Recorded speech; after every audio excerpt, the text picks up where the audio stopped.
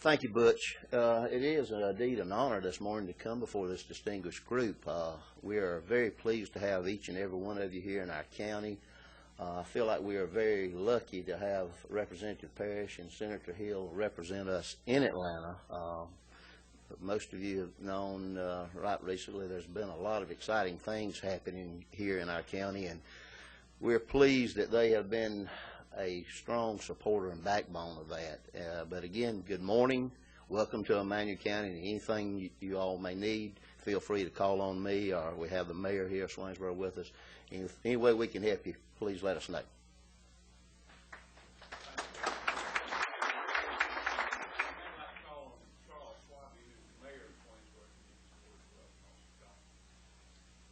Thank you, Butch.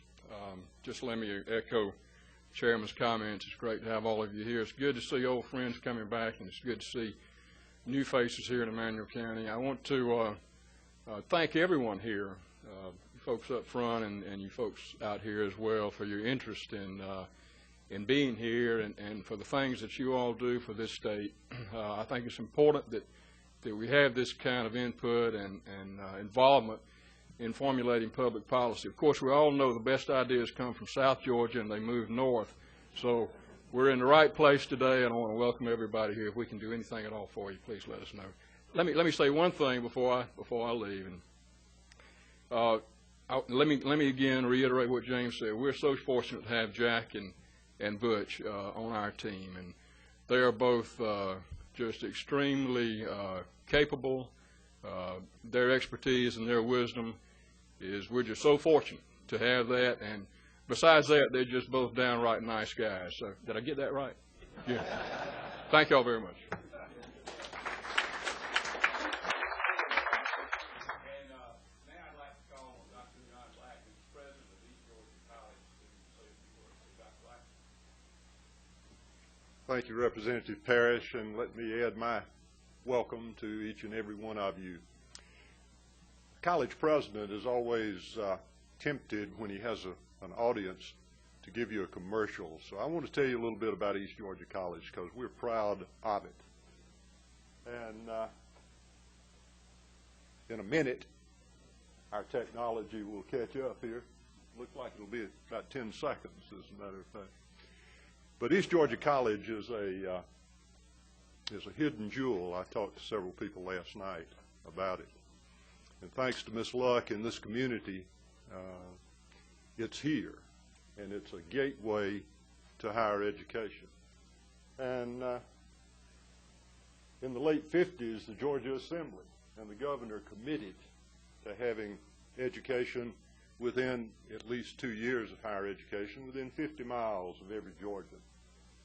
And a lot of schools popped up. They were called junior colleges back then. East Georgia College was one of those. Bainbridge, Dalton, Gainesville, Columbus. Oh, not Columbus, excuse me. I'm thinking about the World Series. But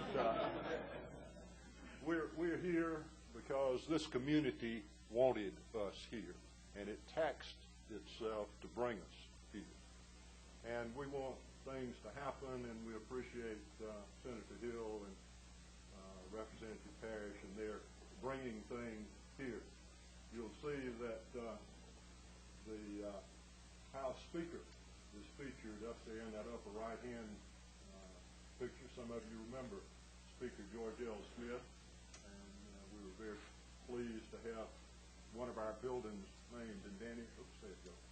We started in '73, and what I want to tell you is the enrollment is good. We're over 1,800 this fall, and we had a record enrollment last year with 1,500, and so it just continues to grow. So we'll be back talking to the General Assembly often as we continue to grow. Senator Hill and Representative Parrish, you have heard that they are involved with us, and they were here at Honors Night to represent the General Assembly in awarding plaques and proclamations to a couple of worthy students. In just a minute, Jack Bareford is going to have a chance to talk to you about our Georgia Rural Economic Development Center that's here on this campus, and I won't take any of Jack's time. We've had for for a long time, for 30 years, we didn't have a new building. And we've been fortunate enough with enrollment growth to add the building that you're in on the left, and then the Gambrell Center that Representative Parrish has already mentioned, which is an absolutely beautiful building. And, pardon our construction, but our new Student Center and Student Service Complex is coming up across the street. So when you come back next year, you'll be able to move away from a small room into a little larger room across the street. We've always had community support. You recognize on the left, back in 1998, not Mayor Swabby, but a mayor-to-be. That's right, mayor-to-be. And the other mayors in support of this community. We have something that I invite you all to participate in. We have a vision series here. You may know it by Lyceum, where we bring speakers and musical presentations to the campus, to the community, and for the students. They're all free. They're in the Gambrell Auditorium, and people that have played in Spivey Hall tell me that the acoustics are comparable. We didn't try, it was serendipitous, but we had a good architect, and so come and listen to the Augusta Symphony, or the Atlanta Pops when they come. The Augusta Symphony will be here on the 28th of September again, what has become an annual event. This may be the largest group of folks that we've had in the gym in a while since President and Ms. Carter were here a couple of years ago. We have some faculty and staff that are the best I have ever seen. I have been in several schools and had the opportunity to interact with a lot of folks. This is Dr. Alan Brazier receiving the Faculty of the Year Award for all two-year schools in the university system. Alan teaches English, among other things. He also plays the guitar and is very active in the community. Our foundation chair, Ray Woods, last year won the Regents Distinguished Alumni Award. Michelle Goff, our Director of Plant Operations, won one of 3 system awards for facilities. So it was the year of the Bobcat last year. We swept the table. We have faculty that are involved in research. Dr. Glenn Strocker is the premier expert on coal fires. How many of you knew that there are uncontrolled coal fires burning all over the world right now? 1, 2, 3, 3. I didn't know that either, but they are. You can't put them out. And Glenn has traveled the world studying this phenomenon and working to try to put it out. He does that. We're not a research institution, but we have faculty that do research. He teaches his normal full load. He's been interviewed by the BBC. He's working with the Discovery Channel to put together a special on this program. So, can you imagine what he brings to the classroom when he talks about geology? We hire our own. This is not a complete group, but these are graduates of East Georgia College that are back working for us right here in this community. We're proud of each and every one of them. Philip, stand up and take a bow.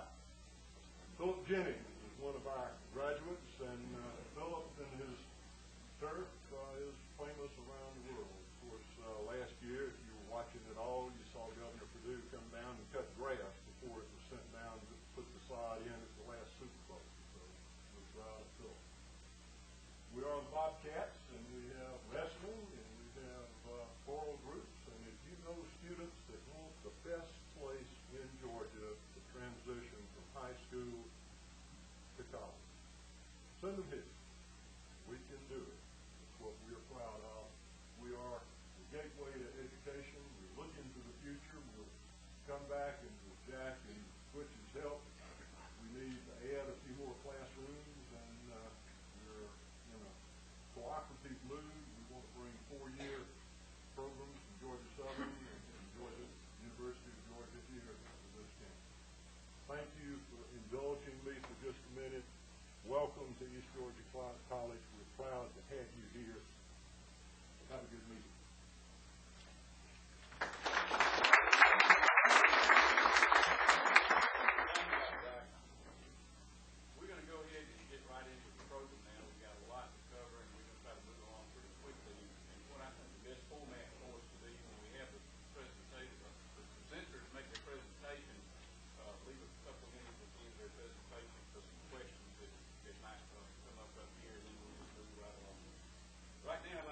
Martin Neesmith to come up and make a little presentation with us. Many of you know Martin and the Claxton area automobile business, and he has served on the Board of Regents and is well known throughout this area. And businessman, he's somebody we'd like to hear from. Martin, thank you for being with us today. Thank you very much. I appreciate that, Butch, and we're very fortunate to be represented by Butch over in Claxton and also Senator Hill, and it's a pleasure to be in the company of such distinguished people here. I thought this was going to be a small gathering, but apparently a lot of people are interested in taxes. Hey, Jack, how are you? Dr. Black, I want to congratulate you on such a beautiful campus and facility, and as a member of the Board of Regents, we are very proud of your campus here, and it continues to grow, so thanks for all you do. My name is Martin Neesmith, and I own 3 new car franchise dealers in dealerships in Southeast Georgia and 1 used car franchise. I've been in the car business for 32 years. I'm past chairman and member of the executive committee of the Georgia Automobile Dealers Association, and I also represent Georgia's new car franchise dealerships on our national board of directors for the NADA, National Automobile Dealers Association. I want to thank you, Butch, and the rest of the committee for letting me be here today and allowing me to talk to you about something that is very important, not only to new vehicle dealers here, but also all Georgia consumers, and that is taxes, all sorts of taxes. And let me say I'm so proud that you are looking at tax reform, because it does need to be reformed here in the state as well as in the nation. I have handouts. I believe they've already been given to the staff to give to you, so it'll tell you more about, going to more depth of what I'm talking about today. Let me start by saying that the average price of a new vehicle sold here in Georgia is $26,000, and the price of a used vehicle we sell is about $13,500. In 145 counties in this state, the total sales tax paid by a customer is 7%. 4%, of course, goes to the state, and 3% to the local governments. This means that on the average, each time a consumer purchases a new vehicle, an additional $1,820 is added to the overall purchase price. I tell you, I sure would, and I know all the other dealers in Georgia would like to trade places with the state and county and make 7% on every sale. I guarantee you it'd be a wonderful thing for us. Although Georgia's state tax rate is similar to those in most other states, Georgia's overall sales tax rate, when you add for local options, puts Georgia in the top 50% of total sales tax charged. One factor which I think contributes to all these high tax rates is the cost to operate in governments. In 159 counties, we just got a lot of counties here in Georgia. Georgia sales tax, along with all other taxes and fees imposed on businesses and consumers, make it harder for Georgia dealers to compete. Here's just a sample of some of the taxes and fees that factor into vehicle prices. Federal and state corporate tax, federal and state payroll taxes, state unemployment tax, tire fees, lemon law fees, property taxes, ad valorem taxes, local taxes, business license fees, and of course sales taxes. Ultimately, all of these taxes and fees are taken into account when a vehicle is priced, hurting Georgian consumers and new vehicle dealers. Each year, GADA, Georgia Automobile Dealers, publishes a study of new vehicle dealers' impact on the Georgia economy. The results of this study are startling. The most recent study shows that new vehicle dealers in Georgia collected and are paid over $1 billion in state and local taxes during 2004. This equals or equates to an average of $1.7 million per dealership. Over $900 million of these dollars were for sales tax, an average of $1.4 million collected per dealership.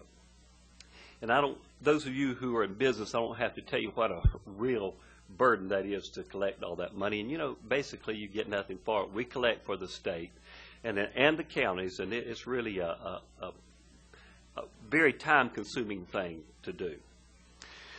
Georgia borders several states with lower tax rates on motor vehicles. The most glaring example of this is in South Carolina.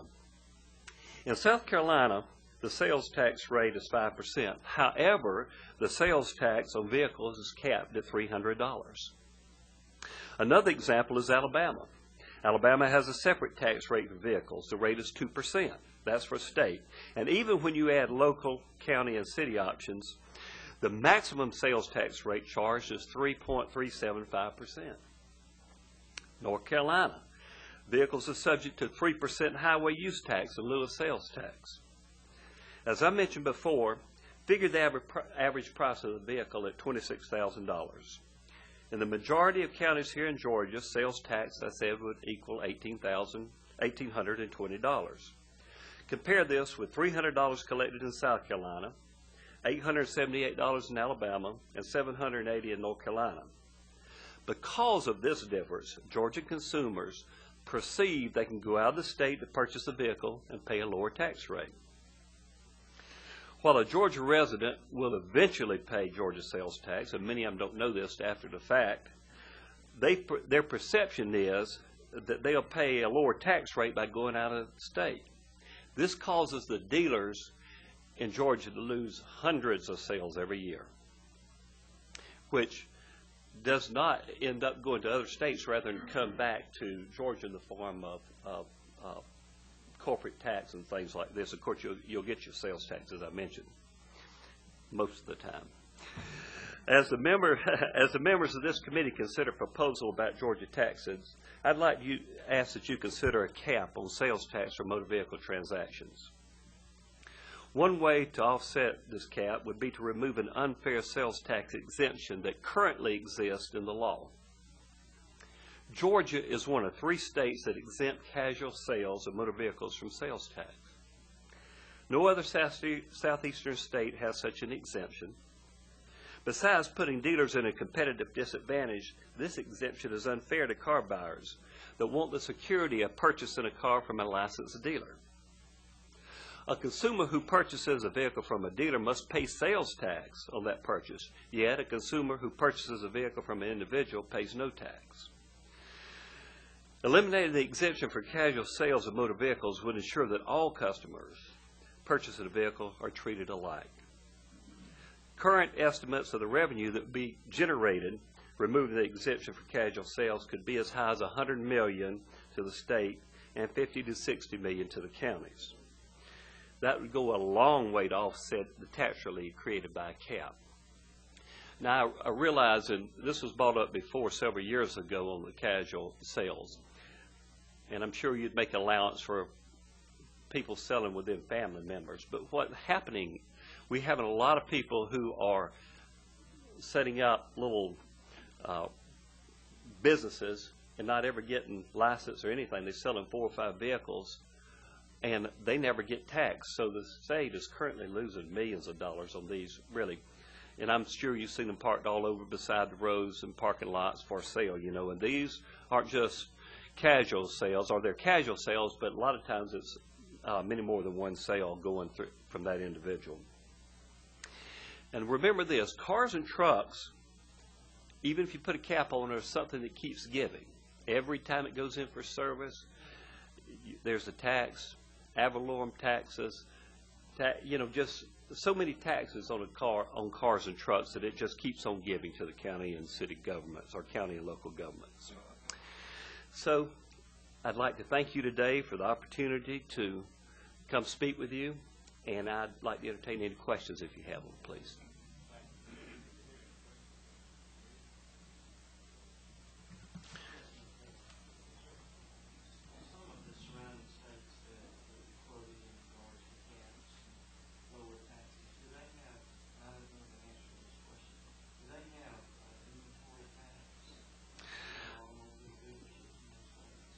An inventory tax?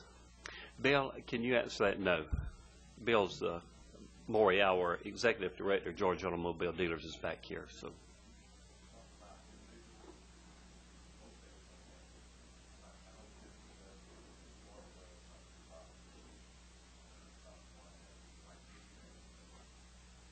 I'm talking about the dealerships.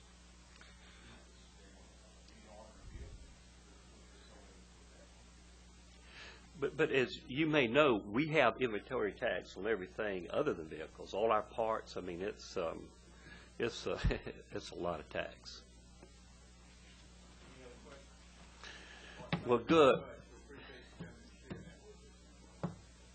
Thank you, and I'm looking forward to that cap next year. Thank you. Next, I'd like to call on Alec Rice, who is the president of Samaritan in my neighboring community by day. They also have an operation here in Swainsboro. And Alec serves on the Georgia Department of Technical and Board of Education Board. He's a small business man. I'm glad to have you. Thank you, Butch. I'm glad to be here, and I want to thank you and Andy Riley and Charles Swaby. They've helped us come to this community and succeed. We have 2 plants in Vidalia and 1 here in Swainsboro. We made luggage for years. That all went to China. And now we make military gear, body armor, salt packs, tactical gear, that kind of stuff. I like to say we're trying to do the impossible. We're trying to be in the manufacturing business in America. We believe that not everybody can sell insurance, work at the hospital, and sue each other. Somebody actually has to. Those are all growth industries. Somebody actually has to make something in this country. Hey, Bill, how you doing? There's my chamber director. I'll make it short. What I wanted to say about tax policy is what is really working on manufacturers today outside of the foreign competition. Everybody knows now we live in a global economy. What's working on companies now is not exactly taxes, although taxes, as Martin pointed out, are a problem. But it's the cost of health care, it's the cost of workman's comp, it's the cost of property and casualty insurance. It's the benefit cost. Now, I'm not sure, I'm not a tax expert, so I'm not sure how this can be tied to tax policy. But it seems to me, I was talking to Ron Stevens about it last night, healthcare costs, everybody knows it, are just completely out of control. We're having to pay something on the order of $10,000 a week in healthcare costs in our company. That doesn't include workman's comp or property and casualty. These benefit costs are rising rapidly. They seem to be out of control. I'm wondering what we can do from a tax policy standpoint that would enable companies to deal with these costs and enable manufacturers essentially to stay in business, because we're putting the people to work. We are trying to go forward, but these benefit costs are just outrunning our ability to fund them. And I'm just wondering, you guys are smart, you know how to do these kinds of things. I'm wondering how we could craft a tax policy that would allow us to deal with these things if Georgia is interested in having a manufacturing base. And obviously I think Georgia is, but that's one thing I would ask the committee to consider. Any comments or questions?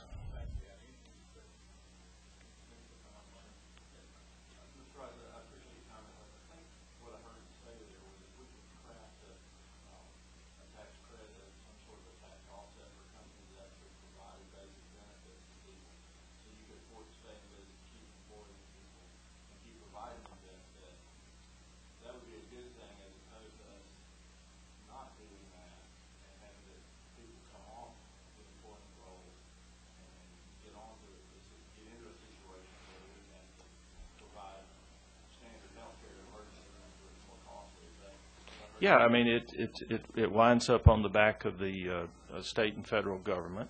I mean, everything has to be paid for.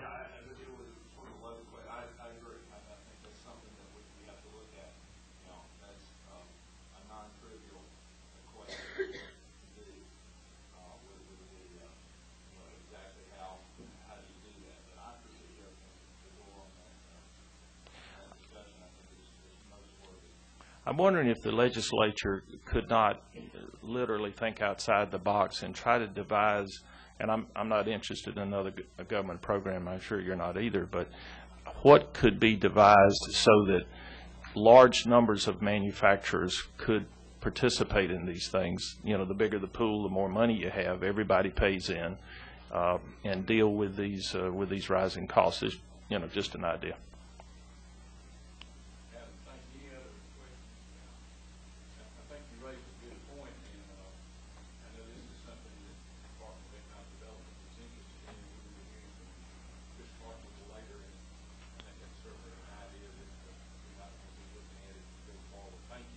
Okay, thank you for inviting me. Okay, thank you.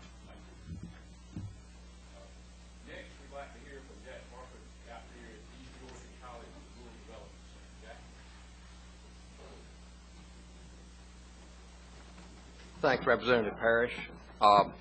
Dr. Black already showed you a slide about the Rural Center here at East Georgia College. And for the legislators, there's a handout on your desk. In the interest of time, I put that there, and I will keep my comments very short. Anyone in the audience who's not familiar with what we do, I'll be glad to get one for you also. But we're a public-private partnership. We're funded by the University System's Intellectual Capital Partnership Program, and we had a large private donation to the East Georgia College Foundation earmarked for economic development. We've been around since the end of 2000. We do rural economic development programs and research, and with the intent that all economic development organizations have to improve the quality of life for rural citizens, and we focus primarily on low resource communities and counties, particularly Tier 1 and Tier 2 counties. We have several major programs. One of our most effective programs is our Entrepreneur Outreach Program. We have an Entrepreneur Outreach Specialist who we contract with Georgia Tech, in actuality, to provide a manufacturing-focused entrepreneur specialist. And he just happens to be here today. Matt Oxley. Matt, stand up so everybody will see what you look like. But Matt actually goes out into the field, stays in the field, doing hands-on work with entrepreneurs. Everything from plant layout, you name it. Whatever it takes to keep that business effective and get it started, he'll help them with. Matt's got a varied background. He successfully owned a manufacturing company for many years. He was in the banking business for many years. He's an engineer. So he's really qualified to go out and help these entrepreneurs. And we do a lot of collaborative work with the other state organizations, the small business development centers. We collaborate between each other and refer clients back and forth between each other. We don't try to duplicate efforts, but we work together in a collaborative relationship to leverage the funding that we have and to do the best possible job we can. But we also do grants to communities, and again, predominantly the Tier 1 and Tier 2 counties. And the intent of the grants are to form models that can be replicated in other rural communities. And I'm going to stop it right there. If there are any questions, I'll be glad to answer them. We have a website.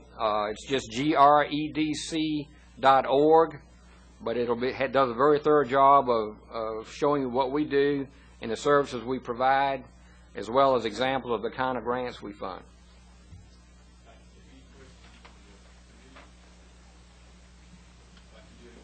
Thank you for what you do. They do a great job working with small businesses in our area. We appreciate that.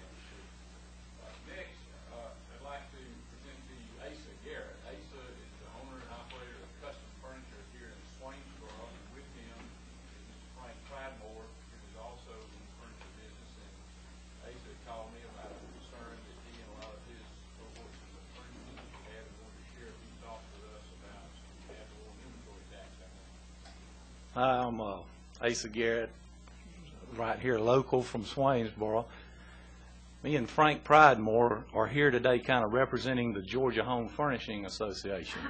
Frank has been instrumental working on the inventory tax, and Frank is associated with Badcock's. He owns 2 Badcock stores down in South Georgia, and he's been working pretty intensely with that program, so I'll kind of turn it over to him now for let him tell you about what he's been doing, and if you have any questions, I'm sure he can answer them. Thank you. Thank you, Asa. I do own 2 Badcock stores. Been in the furniture business for 35 years, since I was a delivery man at the store in Plant City, Florida, in high school. And I own a Badcock store in Douglas and Coffee County, and good friends with Greg Goggins. He put braces on my daughter some years ago. And Chuck, we've had some dealings with Chuck Sims down in Douglas as well. I know he's worked with Representative Martin on the Ways and Means Committee. And for some of you from this particular geographic area, bring you greetings from Benji and Mary Varnell, who used to be at First United Methodist Church here. They're now my pastoral family. So we have some connections. But I own the Badcock store in Douglas and also the one in Valdosta in Lowndes County. And Representative Stevens, I testified in, or spoke, not testified, spoke in November at one of the subcommittee hearings on Ad Valorem Inventory Taxes, went to Savannah and spoke. I realize we're talking about a much broader issue right now, and I know that there are municipalities and lobbyists and other people who can throw a lot of statistics at you, and I have just a few that I'd like to lift up. I'm a sole proprietor. I'm not incorporated. I'm part of a big company, but I own my own business. As Asa said, I represent the GHFA, which is the Georgia Home Furnishings Association, but neither one of us are paid lobbyists. Asa is on the board of directors. I'm a second vice president and will eventually be president of that organization. And so in that regard, I represent over 500 furniture stores and furniture representatives who work in the industry in the state of Georgia. The Ad Valorem Inventory Tax that we pay every year to our local municipalities, according to a study that was done in 2003 by the Center for Business and Economic Research at the University of Tennessee, found that Georgia retailers, which the furniture stores are a part of, pay the state, now this was in 03, keep in mind, $212 million to the state for the Ad Valorem Inventory Tax, as well as $270 million to the local municipalities, cities, and counties that we also pay, the tax to. And one of the things I'd like for you all to give serious consideration to, Chairman Parrish, is looking at someone offering enabling legislation to become a participant in the Streamlined Sales Tax Project rather than staying on as an observer. Right now, the state of Georgia is an observer to the Streamlined Sales Tax Project and is not, there are 31 states that have signed on to this initiative and have adopted enabling legislation. If you would do that, the same study in 03 by the University of Tennessee estimates that Georgia would realize $675 million in revenue from internet sales alone, sales tax collected on internet sales alone. Now, if you add the $212 million and the $270 million that I mentioned just from retailers for the Ad Valorem Inventory Tax, you can see an over $200 million increase in revenue if you would sign on to the Streamlined Sales Tax Project for the state of Georgia. Let me also say that on a personal level, on my store in Douglas and my store in Valdosta, if I didn't have to pay this tax every year, I could maybe afford another delivery truck or another employee, or as the gentleman from the Automobile Dealers Association said, he pays that Ad Valorem Inventory Tax on parts and other equipment that he has in his business. He doesn't pay it on his automobiles because 12 to 15 years ago, they were able to get an exemption for the Automobile Dealers Association. I pay it on the furniture in my warehouse and on my floor. And sometimes, if something doesn't sell well, Asa, that happens, doesn't it? We pay that tax on the same piece of merchandise 2 times, 3 times. Eventually, the tax, you know, if it's a real bad piece of merchandise, we could pay as much in that ad valorem tax as we paid for the merchandise to begin with. And let me end with an analogy I came up with on my own, so I can't blame it on anyone else. If you'll think of Georgia's economic engine as perhaps, you know how proud we were of having the Olympics here 10 years ago. Think of Georgia's economic engine as maybe an Olympic boxing team. There are several components to that economic engine, and but the big glamorous one, the retail industry in Georgia drives the economic engine in Georgia as far as employment, sales tax, several other areas. As the heavyweight on the boxing team, the retail industry is being constrained by tax policies such as this Ad Valorem Inventory Tax. And when we get into the later rounds of the fight, the guy in South Carolina across the corner, or the guy in Florida, Tennessee, North Carolina, or Alabama, the trainer in their ring has water, Gatorade, Vaseline to cover up the cuts and scars and bruises. Well, the last 3 or 4 rounds of the year, when we should be ramping up our inventories, the last calendar quarter of the year, October, November, December, we're having to mentally cut back so that we have lower inventories when it comes time to figure that tax. So if you're our trainer and we're the heavyweight on the boxing team, get us the same supplies that the other folks have so that we can finish the fight. Any questions? Yes, sir. You do not have that inventory tax. I assume that your corporate income would increase, so you'd be paying corporate income tax on additional revenue, so that would help offset some of the... Not only that, Representative Royal, but also I would expect increased sales tax revenues because instead of trying to operate with a reduced inventory during the Christmas season, we would be able to stock what we need and increase sales. Of course, as you say, increase income taxes. Also, as I alluded to, 500 and some furniture stores in the state of Georgia that are part of the GHFA. If each of those stores added 1 employee, look at the income tax that would help. Also, personally, I have in mind we offer at my 2 stores, we participate some in health insurance for our employees because I've always felt that that's that's a good deal for my employees. But the fact is, many small businesses in the state of Georgia can't afford health insurance for their employees, and that's why the issue of health insurance cost is such a big deal. I think if I didn't have to write the check to Coffee County every year or Lowndes County every year, maybe I can increase my participation or buy a little bit better plan. You know, there's any number of things that we could do with that revenue, but you're right, it would increase corporate tax rates that the state of Georgia would enjoy, as well as sales tax that they would have increased revenues from. The problem with that, though, the corporate tax would be going to the state, and the local governments would be losing inventory tax, so we'd have to figure out a way to utilize the tax shield. The inventory tax primarily funds local government. Yes, sir. The corporate income tax goes to the state. Okay. There are 40 states in the union that have figured out how to do that. There are only 10 states. Last year, I don't know if anyone else has done away with it, but there are only 10 states that have this ad valorem inventory tax, and none of the bordering states to Georgia have it. Mm-hmm. Thank you. Yes, sir.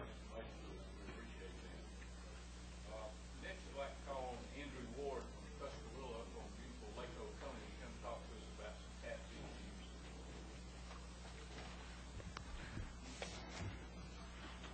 Good morning, everybody. My name is Andrew Ward. I'm the CEO of Cuscadewood Golf Resort out on Lake Oconee in the heart of Georgia's Lake Country. We're in the historic heartland. I was Businessman of the Year for Putnam County a few years back and just finished 6 years serving on the Chamber of Commerce as a Board of Director. And I now work with Joy Wallstrom for TDAG, Tourism Development Alliance of Georgia. I was raised way out east over the pond, so please excuse my accent. If I say any words that don't quite sound right, please don't laugh at me. That's just the way we talk over there. I'm here today to talk about hotel motel tax. Just give you a brief overview of what it is, what it funds, where it goes, and if you have any questions, I'll do my best to answer them. Basically, I'm a resort hotelier, so I'm not a tax expert. But in the mid-70s, Tom Kilgore and Moy Lambert presented to the floor legislation that allowed for 3 pennies of tax to be charged for hotel motel tax establishments. This was an Atlanta hotelier idea. They decided that there would be a great way to put money into the local tourism and promotion area, And the idea was to charge everybody that stayed in a hotel these 3 pennies of tax at the end of their stay, and the person collecting the money would be responsible for distributing it. In the county it would be the commissioners, and in the city it would be the mayor and the councillors. One of the first places to benefit from this was the World Congress Center and the CVB in Atlanta. Whether or not this was what the money was supposed to be used for is for something of debate. But tourism is definitely a benefactor from those 2 buildings, and so one looks back and thinks, well, that was a great way to use that money. The law was passed, and the local entity now collecting these funds decided what they would do with the money. And over the next decade, relative freedom was given on where the money was spent. Sometimes it was used for other projects. Sometimes it was used for the general fund. And there was concern throughout the hotelier industry that there was not enough teeth in this law to make sure that the controls were in place, that the elected officials used this money in the right place. So in the mid-80s, due in part to this concern, a new law was passed enabling an extra 2 pennies to be added to the tax. But this entire amount had to be used solely for tourism. This would ensure that at the very minimum, 40% of what was collected, of the 5%, would go directly for tourism. This tax proved popular, if there is such a thing, because it was paid by the pass-through tourist, and it was benefiting the local communities. In 2003, Mickey Chenell proposed to the floor yet another amendment to change this legislation, which gave much clearer and defined instructions of where that money was to be used. There was also a watchdog put into place to look over the use of these funds and to give concerned members of the community a place to go if they wanted to voice concern on where their local community was spending this money. Overseen by the Department of Community Affairs, yet made up of public and private sector members, the board meets regularly, and in 2005 had 4 cases come before them. All of those cases were brought forth with concern that the 40% of the 5%, those 2 pennies, were being used in areas which did not relate to tourism and tourism promotion. If you think of it as a road map, the money is supposed to be spent on map, marketing, advertising, and promotions. This board is able to insist that incorrectly used funds are refunded and used in the right area, even if those authorities need little time to collect the money to pay back. The hotel motel tax collected is supposed to be spent in the same year in which it's collected. It's not supposed to be held on to in little pots for rainy days. While cities and counties can actually use the entire 100% of the 5% collected, you tend to find that mostly just 40% that is mandated to be used for tourism is what is given, the balance going into the general fund. In my county, Putnam County, for example, the city gives the chamber 40% of what's collected, that's the 2 pennies on the 5 pennies, yet the county gives 60% of what's collected, i.e. 3% out of the 5% goes to tourism. The balance of the funds go into the respective general pots, but from our county that then goes to pay for Better Hometown, Keep America Clean and Beautiful, Tree City USA designation, and beautification of the city. $1,000 every month is spent on plants around Eatonton. So in effect, really, all of the hotel motel tax collected in the city and the county is used for tourism.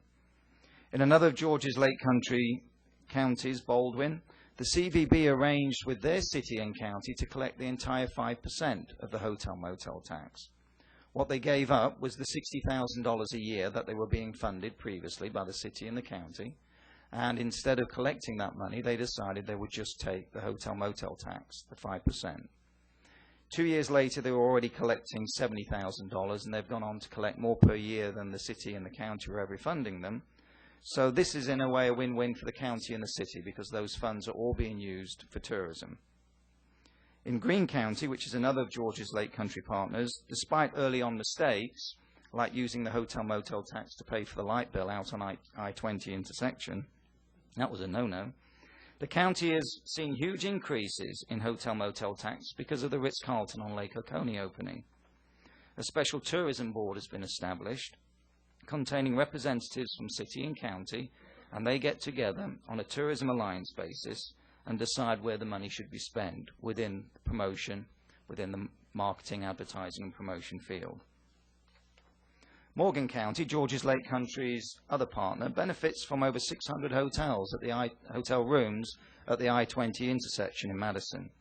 The city takes their 5% and uses it all through the CVB. The Welcome Center, the Main Street program, and other special events are paid for, all out of the tourism dollars collected. The county allocates all of their tourism-related expenditures through the tourism hotel motel tax collected. Georges Lake Country itself, of which I'm a trustee, are considering approaching all the county and city officials of our 4-county region and suggesting that an extra penny is added to the hotel motel tax, and this money is used entirely for funding Georges Lake Country marketing, which is an alliance that the 4 counties came together to promote tourism for our region. At the very least, use it to fund a manager to oversee and set up and run our marketing company, which has been very successful in creating tourism for our region. The Travel Industry of America, the TIA, compiles a list of travel expenditures in every county, and as such, information is readily available for anyone to use for research about their respective regions. The TIA breaks down how many businesses are supported by tourism through wages, tax revenues, and other issues through the city and county. But before I conclude, let me address the tourism issue for the hotel motel tax.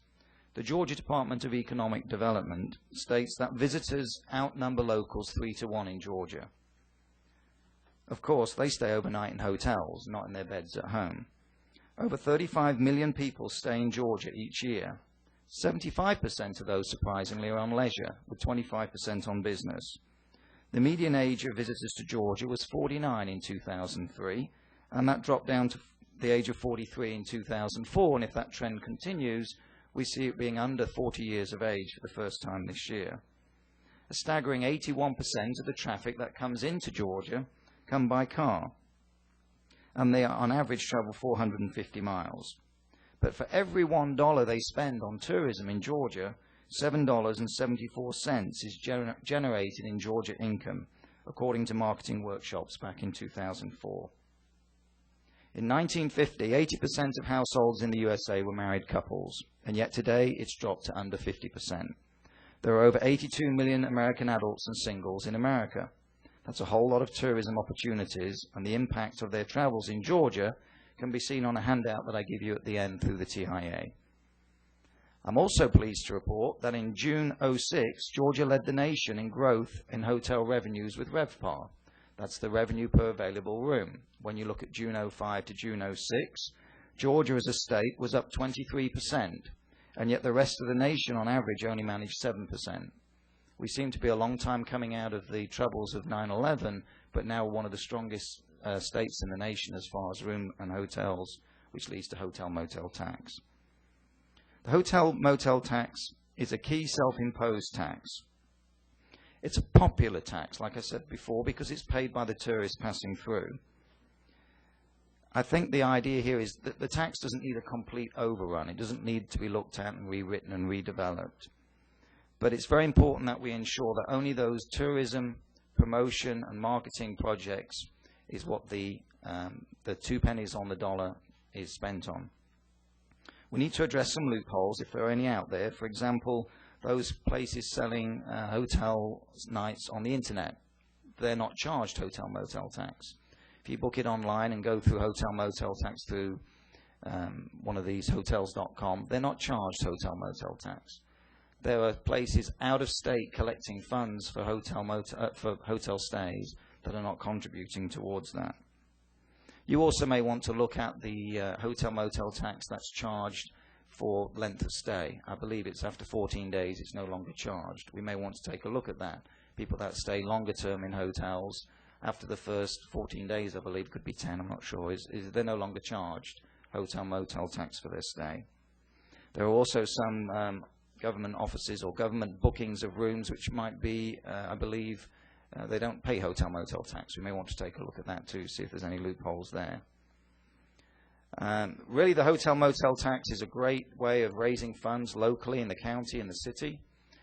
In our own region, as I stated, we're hoping to create a new penny on that and use that solely in its entirety for the promotion of tourism. I thank the opportunity. Thank you for coming today and listening to me talk about hotel motel tax. It's a great pleasure to be with you. Thank you.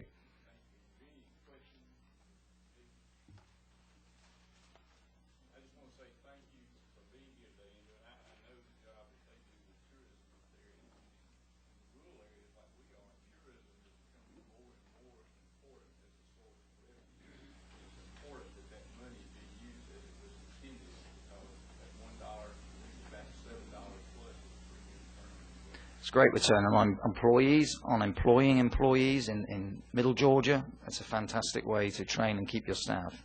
So, thank you. Thank you for your time. Next, we're going to hear from Chris Clark, who's representing the Department of Economic Development. Chris, go ahead and hear Thank you, Mr. Chairman. If we can pull up that PowerPoint, and there was you got the.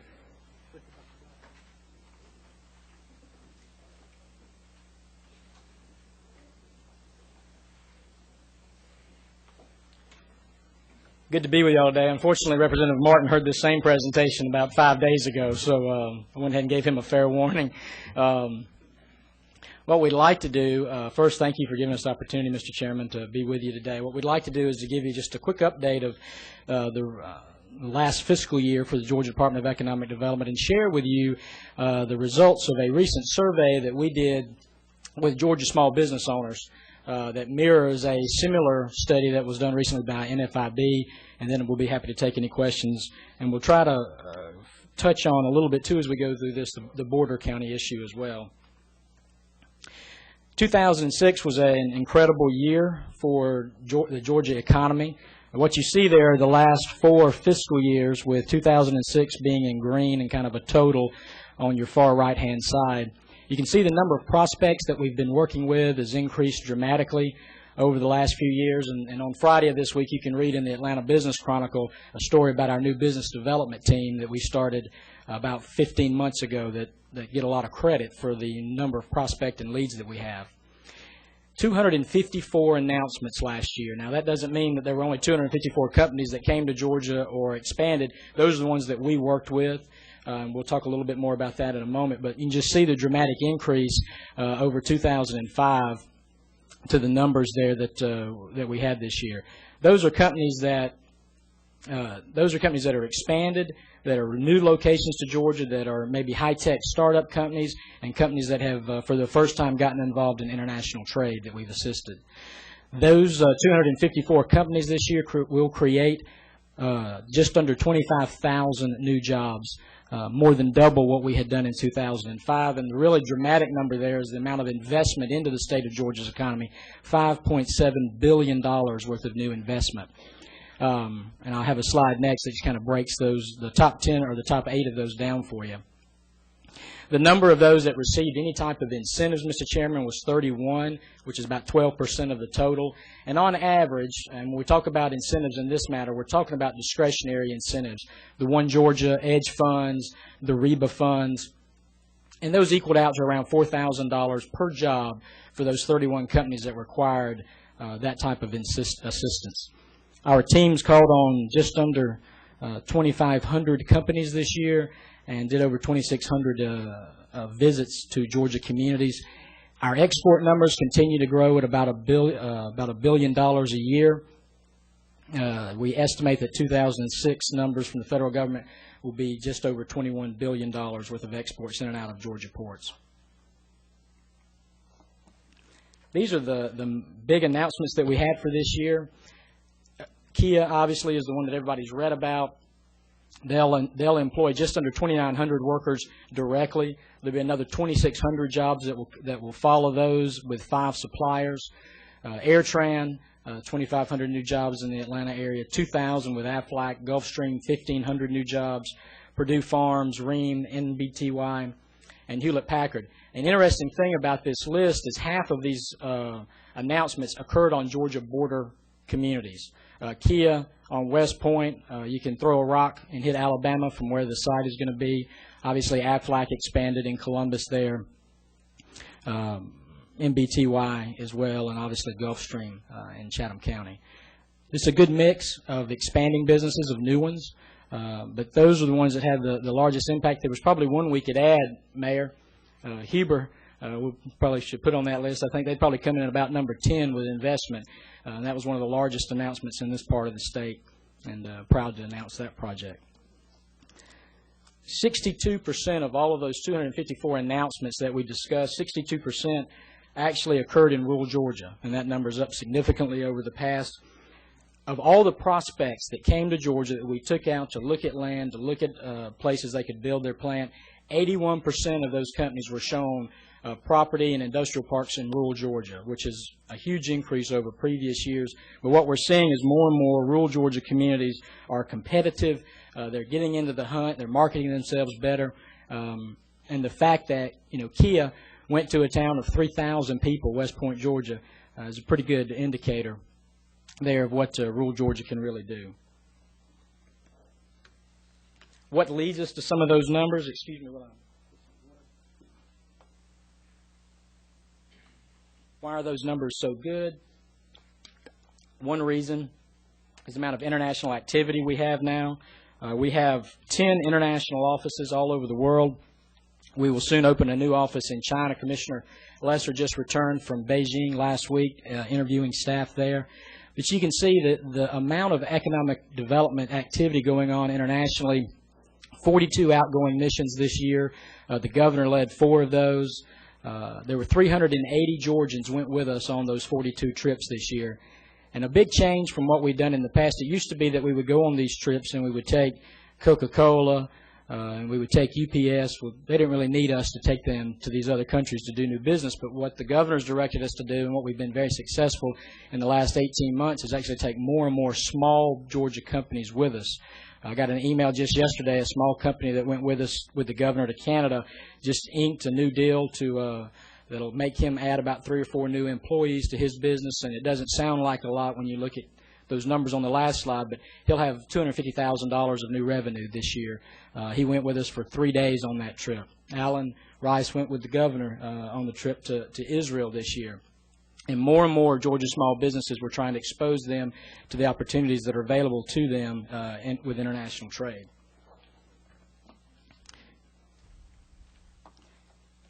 The newest area for us and kind of the focus that we wanted to focus on today with this committee, Mr. Chairman, is our efforts with small business. 3 years ago, the department really had no small business activities. But yet, of the 600,000 Georgia businesses, 95% of them have fewer than 50 employees.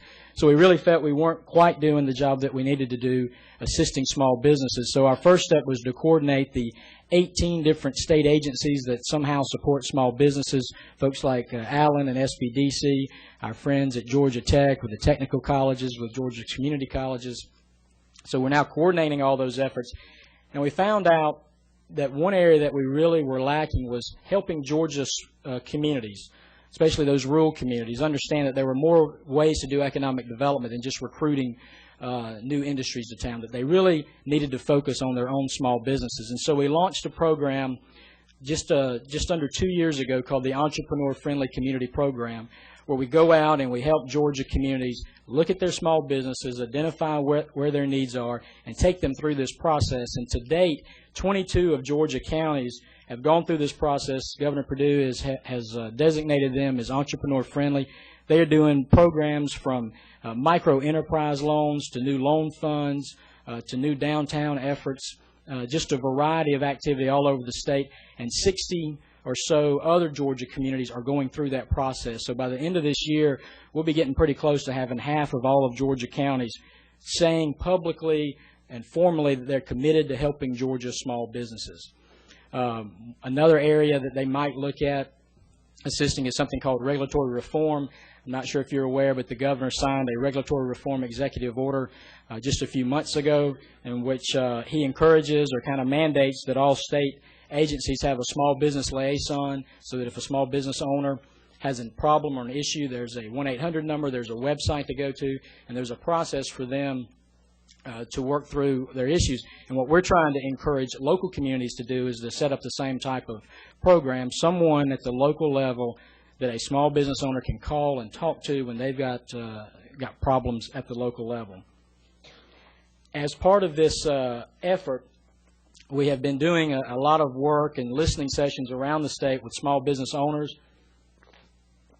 And these are the results of several of these interview sessions that we've done. And what's interesting about these, as I walk you through them quickly, is that they really mirror work that's been done by NFIB, by the U.S. Chamber, and others with small businesses.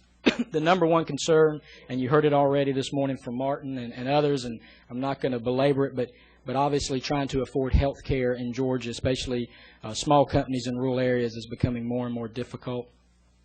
All small businesses, and a lot of you are small business owners, need access to capital. We've done some pretty innovative things this past year. One Georgia now has a small business loan program where we basically underwrite loans between $50,000 and $250,000 for Georgia small businesses. We've had 8 companies that have applied for that and now receive those loans in our rural areas. We had about $3 million in that pot last year. Hopefully, in the coming year, the governor will increase that allocation, or the One Georgia board.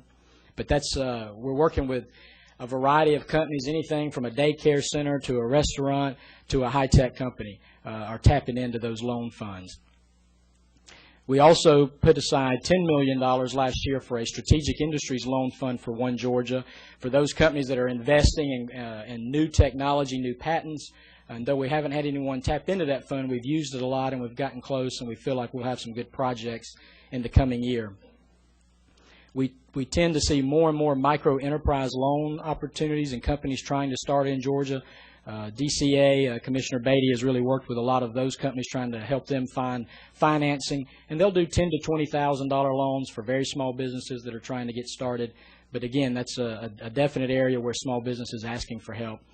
And obviously, changes at the federal government, we don't have any control over that. But recent changes with Small Business Administration's loans and paperwork, small businesses continue to tell us that they wish we could make that easier.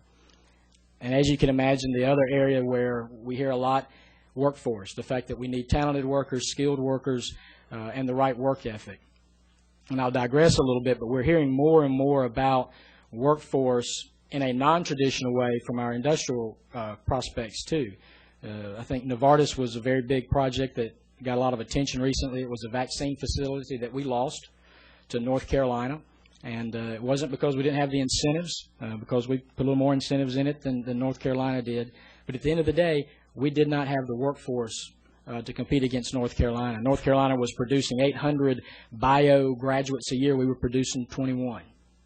Another area that they spent a lot of time with us on was our dropout rate. And those are the kind of things nobody liked to talk about. But it used to be that we could go in and talk about Quick Start, and we could talk about our good universities and our good community colleges, and we could address workforce issues. But as we deal with more and more high-tech companies, those people are relocating here from around the world. They want to know that we've got good schools their kids can go to, but they also want to see that there's a pipeline of workers that are going to go from our high schools with some type of level of understanding about the type of career that they want into a technical college or into the university. And those are issues that we really have to spend more time working on from an economic development point of view as well as others. Obviously, anytime you do surveys with businesses, they want more assistance with taxes, tax incentives. An interesting one that we hear more and more is they want us to figure out a way to incentivize larger Georgia companies to do more business with small Georgia companies, more B2B activity, and are there opportunities and incentives there? We're entering into a new combined effort with Allen's group at SBDC to provide market research for small businesses. We heard this over and over that, I'm trying to start my own business, and the big businesses have research departments. They can review the market. They can know where to go.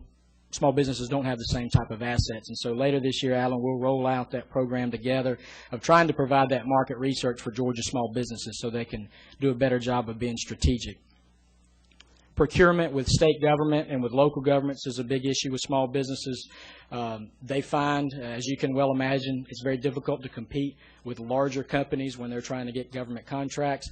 And also they tell us that they've had issues with out-of-state competition getting Georgia contracts or getting local government contracts when they're not able to do that. There are some communities in Georgia that incentivize that. When I was running the chamber down in Hawkinsville, we had a thing that if you were a local you're trying to get a local contract, you're a local business, if you were within 5% of the low bid, but therefore you would still be able to get that business locally, and that was very effective. Workers' comp has already been mentioned. I won't dwell on that. Particularly small businesses in rural areas need high-speed internet access. They need that infrastructure. Of course, One Georgia has the Bridge program now, but we still need opportunities, and we need to be able to help small businesses get access to high-speed internet. And then lastly, just general tax code and making Georgia an easier place. I think 2 years ago, thanks to y'all's help, you passed the governor's bill to try to streamline some of those tax deductions that small businesses have to do, where the Georgia code was a little different than the federal code. That's been a big boom. That's been a big help to small businesses. But for us to continue to look at those types of opportunities is very important. And, Mr. Chairman, we'll provide copies of this presentation, some more detail to y'all. We'll send it out to you, but I'll be happy to answer questions about the border communities or about the small business or anything that we can address. Chris? Yes, sir. If my math serves me correctly, the new jobs created last year, it looks like the expanding industries are existing industries 2 to 1. That's about right. Is that the right number statewide as a norm? It is. We see nationally, it's about 80% is existing industry growth, companies that are expanding. In Georgia, we're about, you're right, we're right in those numbers this year. A lot of times we overlook our existing industry when we're going out looking for new industry and new jobs. We do. We don't realize what we have. We do, and y'all passed a bill 2 years ago again that was very important. You actually said, if you're a Georgia company and you're growing here, not only can you get the incentives that a new company can get, but also y'all put in an existing industry bonus, which has really been a great thing. I was with a company just the other day, and they're looking at relocating from another state. This is the kind of company that we want in Georgia, just a great business. And what they told us was, and we weren't setting them up or anything, they said what's really bothered us is we went to our state, this other state, and we said we want to grow, we need some help growing it, and they told us there's nothing they can do for us. And so while we were there trying to sell them, what ended up I think is going to get us the deal is when we explained not only will you get these incentives when you come to Georgia, but as you grow when you're here, here's where you're going to benefit from it. And they smiled and said, well, finally we found somebody that gets this. We got a lot of work to do. I think there's still a lot of things we can do for existing industry in Georgia. A struggle that we have right now are those companies that are just trying to stay in Georgia. Maybe they're not growing, they're not adding business, adding jobs, they're not adding investment. They're just trying to decide, do we stay here and operate, or do we go somewhere else in the world? And right now, the incentives that we do have are set up only if you're increasing jobs or increasing investment, not just retention. And so communities have really struggled with that lately. What tools do they have at the local level? We don't have a lot of those tools at the state level either. It's another area we might want to take a look at. Chris, we've got an economist recently made some comments about the outlook, future outlook of economic development for Georgia. Can you comment on that? I think you're referring to the Laffer Report that was released recently, where Georgia was ranked the #1 business-friendly. Laffer was a economist under President Reagan. Supply side, a lot of times it doesn't, other economists maybe don't always agree, but it's a very interesting study, and it's basically which states are pro-business, which ones have the right type of tax system, and the single-factor sales tax that was passed last year and being implemented now was a big factor in that. When y'all passed that bill and the governor signed it, we had lost about 3 prospects earlier in the year. Those 3 actually came back to us once y'all had done that and said, wait a minute, we'd like to reconsider Georgia again. And that's become a very big piece for us. It's difficult to try to explain it to companies at first, and we have to get their revenues, and we have to try to figure out here's what your savings are. But it was a key thing when we were doing with Kia and a lot of these companies. It's been very important.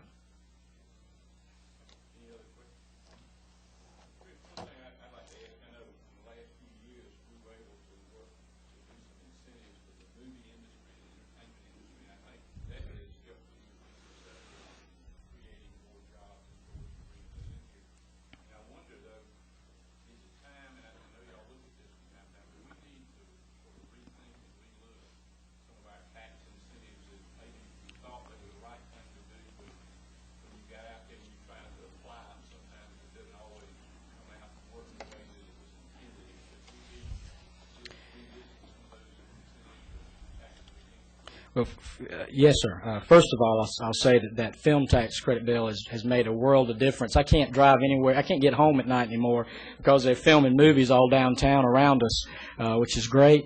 But what we've already seen with that bill, we had the intent, we put it out there, we were a leader for about 12 months, and now other states are introducing the same type of incentive bill. And we're going to have to address that. The biggest thing that made that bill unique and made it different from the other tax credits that we offer is you can take that against payroll withholding. And you can also sell those credits. Those are two key things with our R&D credit and with our job tax credits that you can't do unless you're in the poorest 40 counties in Georgia. You can't take those tax credits against payroll, and you can't sell them. And so if you don't quite have the tax liability, or if you're a high-tech company and you're operating in the red for the first 5 years that you're in operation, there are not a lot of benefits. And as y'all continue to improve the tax climate with the single factor, those job tax credits are less and less valuable. The tax credits for a company like Kia, might have been $30–40 million. You can argue all day whether or not they'll ever get that benefit from those tax credits.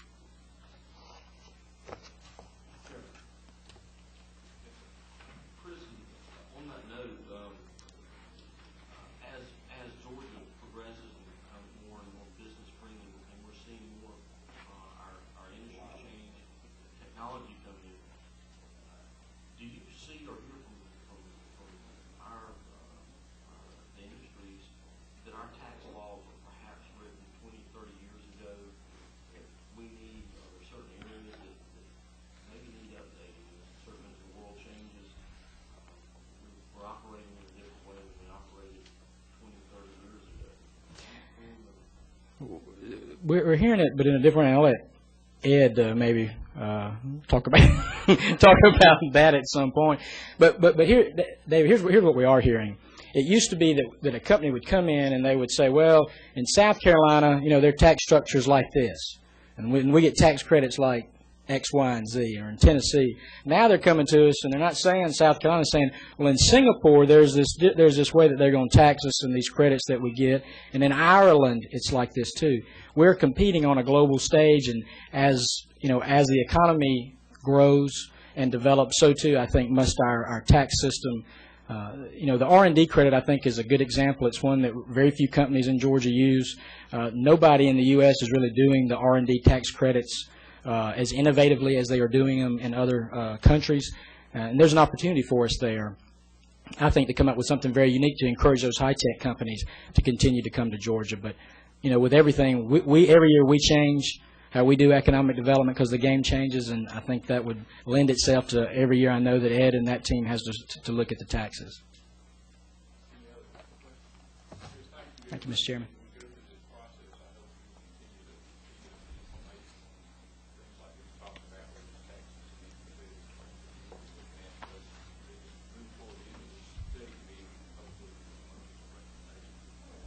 Be happy to. Thank you, sir. Next, we'd like to have from the Georgia Chamber of Commerce, Joe Fleming and Hopkins talk to us about taxes.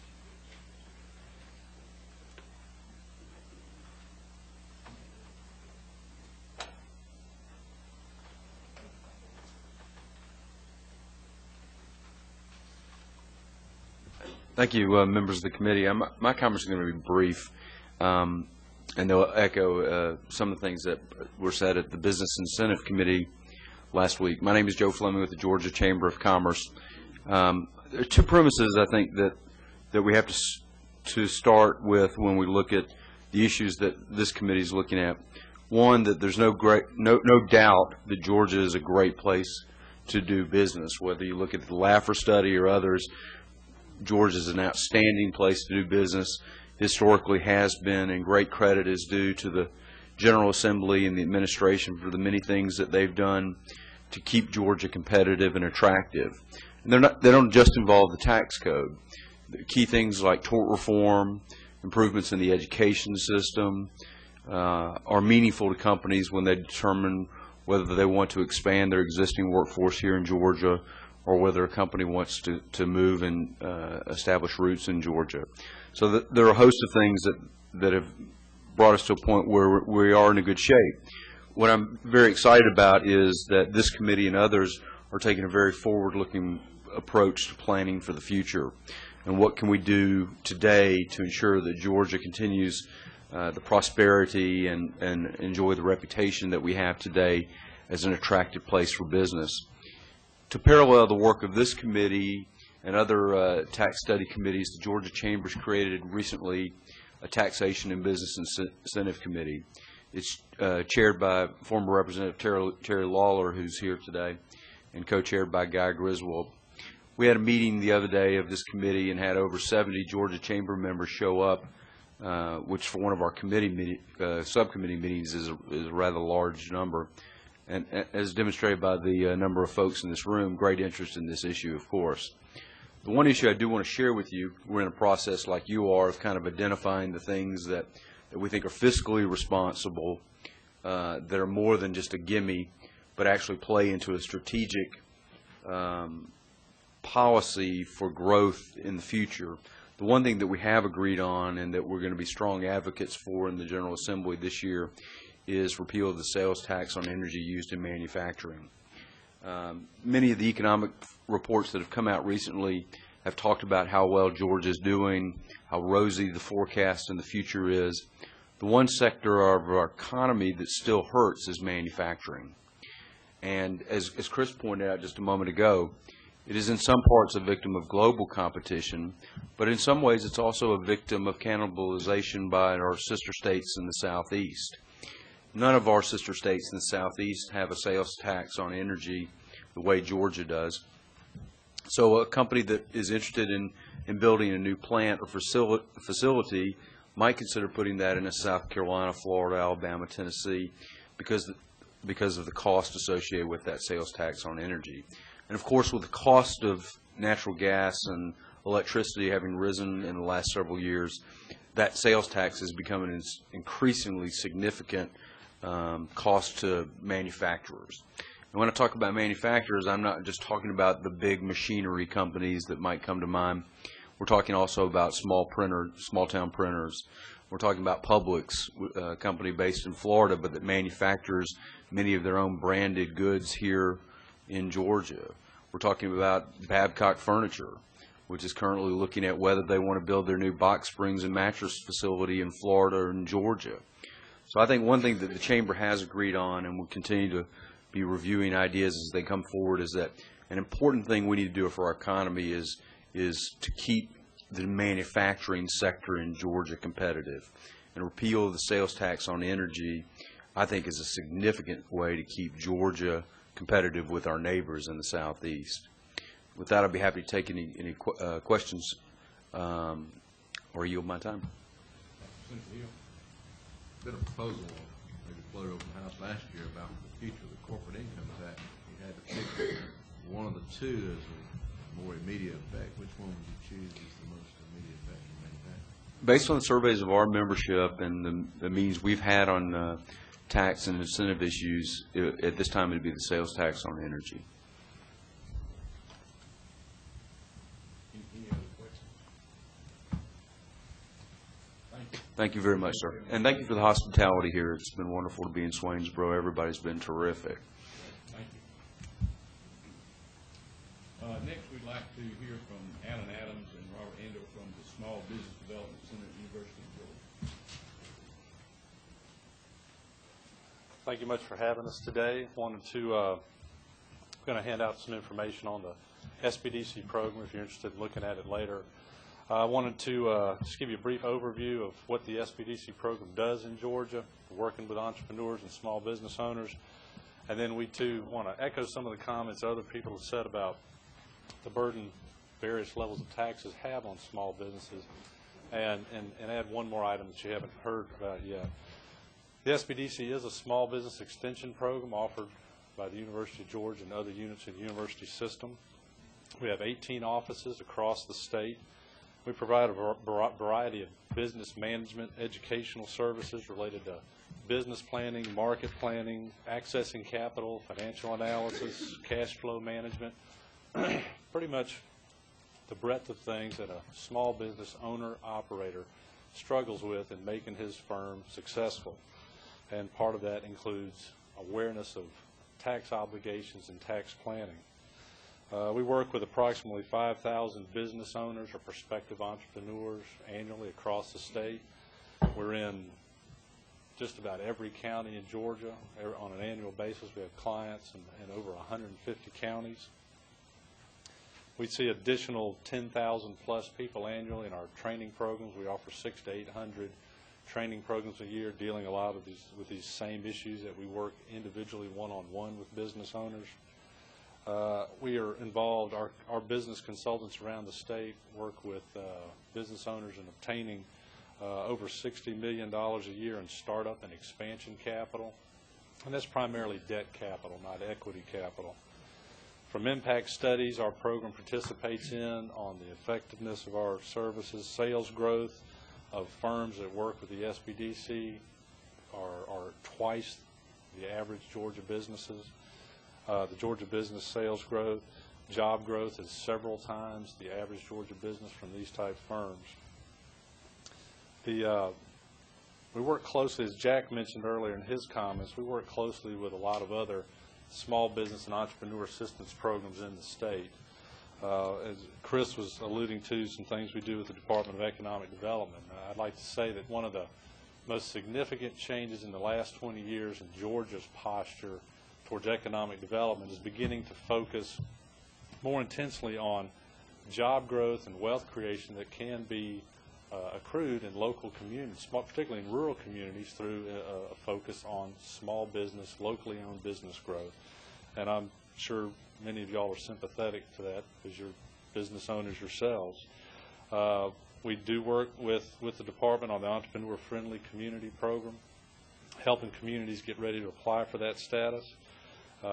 And we also we have an international trade group that works closely with the department's trade division on getting firms prepared to export. That can be a tremendous growth opportunity for small businesses and small manufacturers, but it is different than domestic business, and learning how to adjust to those changes, the lead times, the market planning, it can be a boon or it can be a killer if not handled properly. The average size of firm that the SBDC works with is 20 employees or less, which is 90% of the business establishments in Georgia and in the country are small businesses. Primarily retail and service in nature, although we do work with a large number of manufacturers, distributors, construction firms, and others. The SBDC program's been in Georgia for almost 30 years. It's pretty well established. We're well known to bankers, CPAs, chambers of commerce, and other economic development or business development entities. Firms come to us primarily referred by prior clients or by bankers or CPAs. They see young businesses. Two-thirds of the people we work with are already in business, but they're in early stages of growth or in expansion stages and may be struggling with a variety of issues. And these type of entities, bankers, CPAs, chambers, refer people to us. We don't do a lot of general advertising. We pretty much live off referrals from other business professionals. The average business owner is both owner and operator. And the biggest problem after sales and customer relations and market conditions for so many business owners is time. And you heard that alluded to earlier in some of the comments about the myriad of taxes that small business owners have to deal with, keep track of. The cost of all that is a problem. The administrative cost to the business owner, that's a problem, but it's also a cost in time. One of the biggest problems we see for small business owners is taking time to work on their business and not just in their business. They can be a slave to the business to the point they can't really prepare for its growth and development. And that's something that our consultants try to work with business owners on. Make time to work on your business. Many business owners we deal with don't want us to meet with them in their firm because they can't focus on the conversation. One of the things that when we got invited to present here today, we had a meeting with all our field managers, and we talked about the various things y'all were likely to hear were a problem for small business owners related to taxes. And I was telling Representative Parrish on the phone the other day, and I'm sure y'all have heard this before. If you ask small business owners, what can you as elected officials do to help them? They're going to say taxes and regulations. Well, which ones? And they're going to tell you all of them. You know, all of them are a problem. Just get rid of all of them. And while that'd be nice, that's not really practical, but there are some specific things, you've heard some today, that maybe could be looked at and addressed. And Robert Ando is with me. He's director of our office in Gwinnett County and oversees a number of our offices in the metro Atlanta area.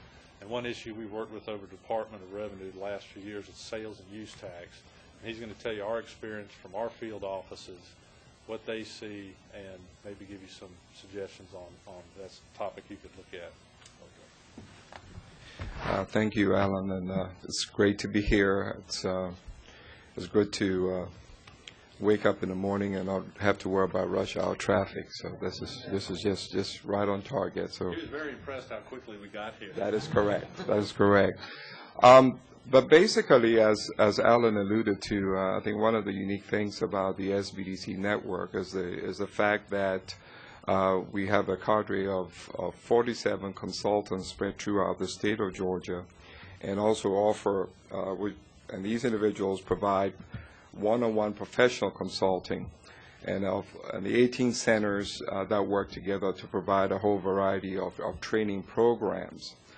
And one of such programs that I think is kind of unique to the tax base in Georgia is the working relationship that we have enjoyed with the Georgia Department of Revenue, especially the Sales and Use Tax Division. For the last 15 years, we have actually co-sponsored all the comprehensive workshops with this particular entity. Basically, they provide the technical expertise, and of course, we pretty much assist in terms of the logistics, location, handling registrations, and all kinds of stuff. One of the unique things about this particular program is the fact that it affords the small business owner, the bookkeeper, the accountant, and the CPA the knowledge as relates to if there are any specific changes in the tax laws, because there are no specific forums to address changes in the tax laws. So a lot of our participants look forward to these workshops on a day-to-day basis. Also, in addition to that, the fact that this particular program is well promoted. Every sales tax return that is mailed to every small business entity has information about these programs. And I think that's one of the unique things that we have worked with the Department of Revenue in establishing those kinds of promotional campaigns to get the word out to the small business community. But just talking in general about the problems that the typical small business person faces, I think it's probably twofold. One is, do they really want to deal with the issues of taxes? Most of the clients that we deal with would prefer to have a CPA or an accountant handle their taxes. They're busy, they want to do other things. And of course, you have those small business owners that are wearing pretty much all the hats who have to do it. So they rely on us a lot to help them with the day-to-day how to fill out a sales tax return. Now you have sales tax return could be an easy one when you're just dealing with one county. But when you start dealing with multiple counties, then it gets real complex. So identifying ways to get them to complete these forms, understand basically the components, the exemptions, I think that's something that we continue to strive and work with the Georgia Department of Revenue to try and get them to get that word out. And again, as part of the educational component that we strive to perfect. When you look at the IRS and some of the things that the IRS has done, for example, there are CD-ROMs that the IRS distributes to practically every business owner, just tell them basically the obligations as relates to federal taxes. That is something that we like to see on the state level. So somebody who just obtained a business license can go to a website and say, okay, this is how we do it. This is how a sales tax return is completed. Because sometimes it gets too late in the game, and then they panic, they freeze, and they say, well, I'm just not going to deal with it till I get caught. So what we want to do is try to, again, educate them early, make sure they fully understand the obligation, because I think it's important to the state of Georgia. Any questions? Thank y'all for being with us. We appreciate what you do to help our small business people as well. Thank you. Next, we're going to hear from David Martinez. He's from Bartow County, and he's going to talk to us about a border community sales tax issue that I think will be of interest to us.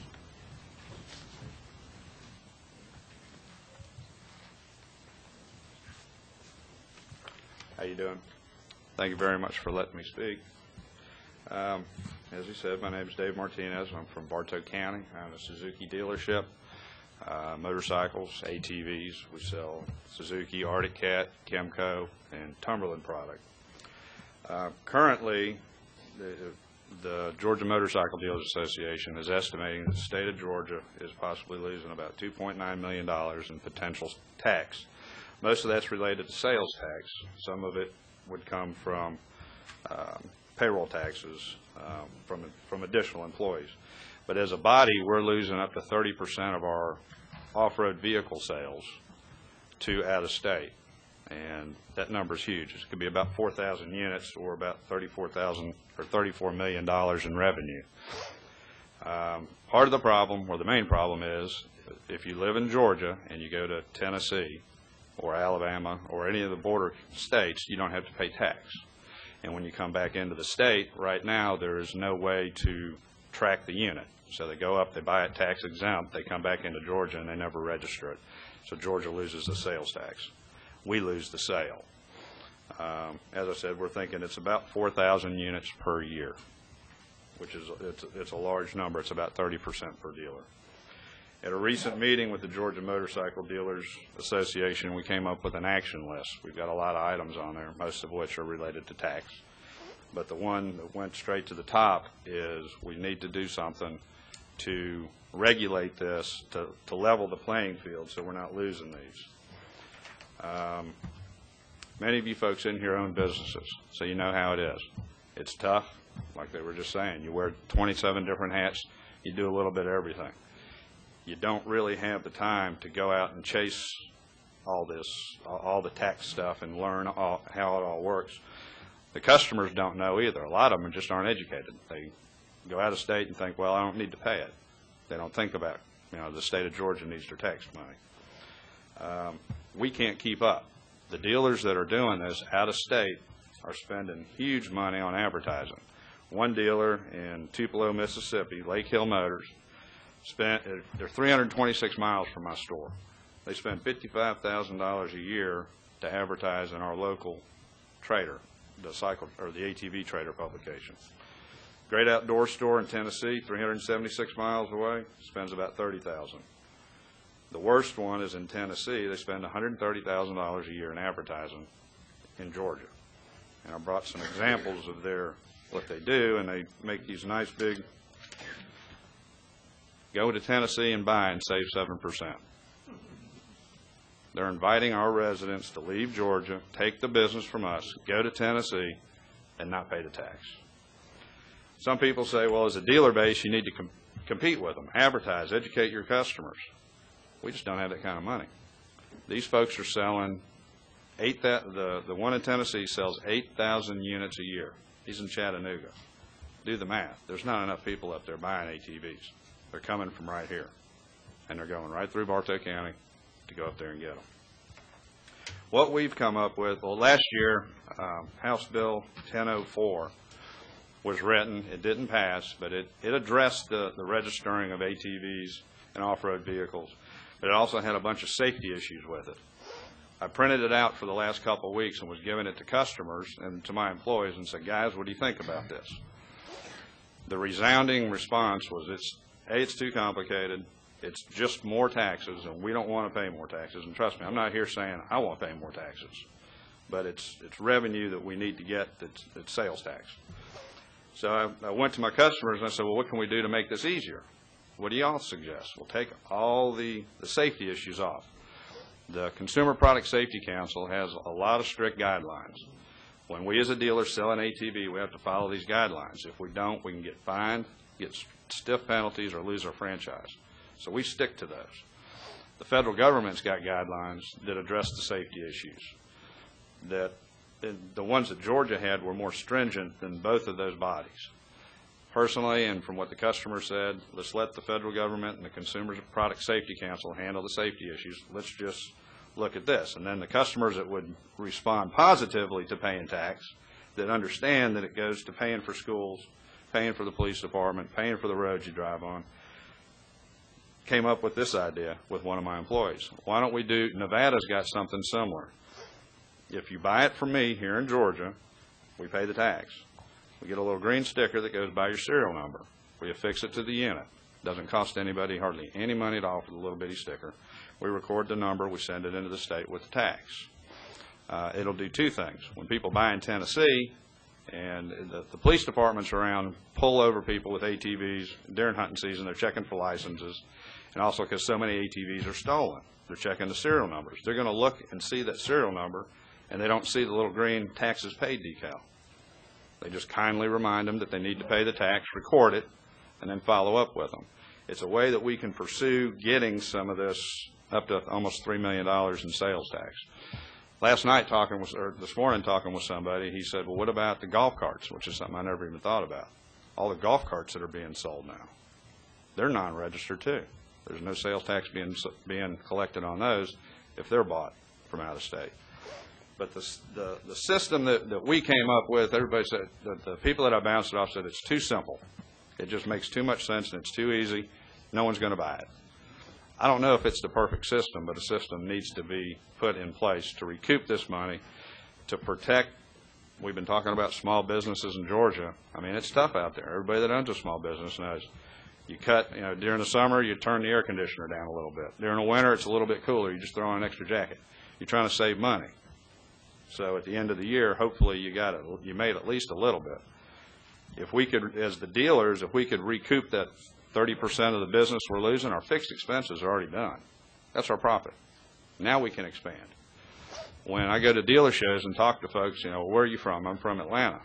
Oh, yeah, we looked at putting a dealership out there, but y'all are getting hammered by people going out of state, aren't you? Yep. So Georgia is not only losing the tax there, they're losing in businesses coming in. I want to expand. I want to put another dealership up in Dallas. But there's no way I can do it because that's a strong ATV market. Those folks are going right up the road to Tennessee or going to Alabama to buy. They're not going to buy from me. So I can't afford to expand. I can't take the chance. Again, I don't know if this system's the best one or the easiest, but what was done with HB 1004 was a little too complicated. If we can make it simple and get it through, it's going to help out Georgia business immensely, motorcycle dealers. Thank you, Dave. Any questions for Dave? If I'm not mistaken, streamline sales tax would correct your situation as well. But we've got to register the units somehow. And that's the other thing, that the dealers have decided amongst us that we'll take the responsibility. We'll do whatever, if the legislature says, all right, we're going to do this, but now it's up to the dealers to administer to it, to maintain it, we're willing to do it. It means that much to our business. Hey, thank you. If you would, how about getting us a written letter from your group outlining your action list or these suggestions that you give us so that could become part of our meeting and we can make sure that you look at those ideas as we go forward. Thank you. Thank you again. Thank you. Next, we'd like to hear from Mike Barker with the Georgia Restaurant Association. Mike, you want to come up?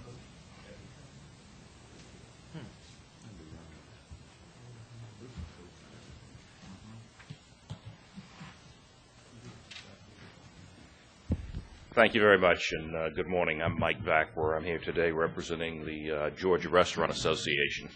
And we are here today to talk about a quirk in Georgia's sales and use tax law that, in fact, is presenting a disincentive for our restaurant operators doing the right thing. I'm sure that there are not many people in this room who are aware that gifts of prepared food by restaurants to 501c3 organizations, soup kitchens, and the like to feed the poorest of the poor are taxable. 6% to 7% use tax is applied to these donations. And I've got to tell you, for a lot of our members, this serves as quite a disincentive for the donation of these foods. In addition to the costs that they incur in preparing these meals, which are in excess of their needs on a daily basis, they frequently have to package, prepare, and then transport these donations to soup kitchens and the like, and to add an additional 6 to 7% onto this cost is just a burden. What we are asking on behalf of the restaurants is that the General Assembly consider what we are calling the Good Samaritan exemption. And very simply, this would add yet another sales tax exemption, but a very worthy sales tax exemption to the 82 that are currently out there. This would very simply say that the donation of prepared foodstuffs would be exempt from use tax. And that's as complicated as the language gets. Georgia would not be alone in enacting this kind of legislation and adopting this language. Tennessee and Florida already have statutory exemptions. This legislative year, the state of Alabama also enacted similar legislation to incent this right kind of activity. Removing this unintended and unnecessary obstacle, we think, will help more of our most vulnerable, hungry, and needy residents of this state to receive daily nourishment. The potential revenue cost of this should be very minor and may be insignificant, because we have two factors that are operating. I would venture to say that a lot of our operators are not aware that they are liable for the use tax on donated food, and those larger operations that have very sophisticated accounting and tax operations are aware, and unfortunately make the decision that they are not going to add an additional 6 to 7% to their operating cost, plus the cost of transporting this food. And so, unfortunately, this food winds up going in the dumpster out in the back of the restaurant. We will provide language to you for your consideration. As I said, it is a very easy fix, and we think would be the noble thing to do to help incent this kind of activity from our businesses with the adoption of the Good Samaritan exemption. And I'll be glad to answer any questions that you would have. If I can, Mike, and if Ed might comment on this as well. You know, we had this past year, Chairman O'Neill and members of the Ways and Means Committee and in the Senate helped us get through the language that bona fide nonprofits that were buying food for preparation were treated the same way as citizens of Georgia. Previously, right, since they were buying it for preparation, they were having to pay tax, which went through the legislature with no, I don't think there was a dissenting vote in committee or either the House and the Senate, because it does make sense. It means $100 in contribution to a nonprofit buys $100 worth of food, right, instead of $93 worth of food.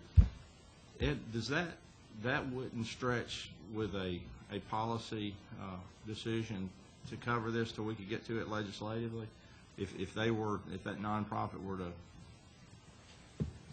maybe not. It seems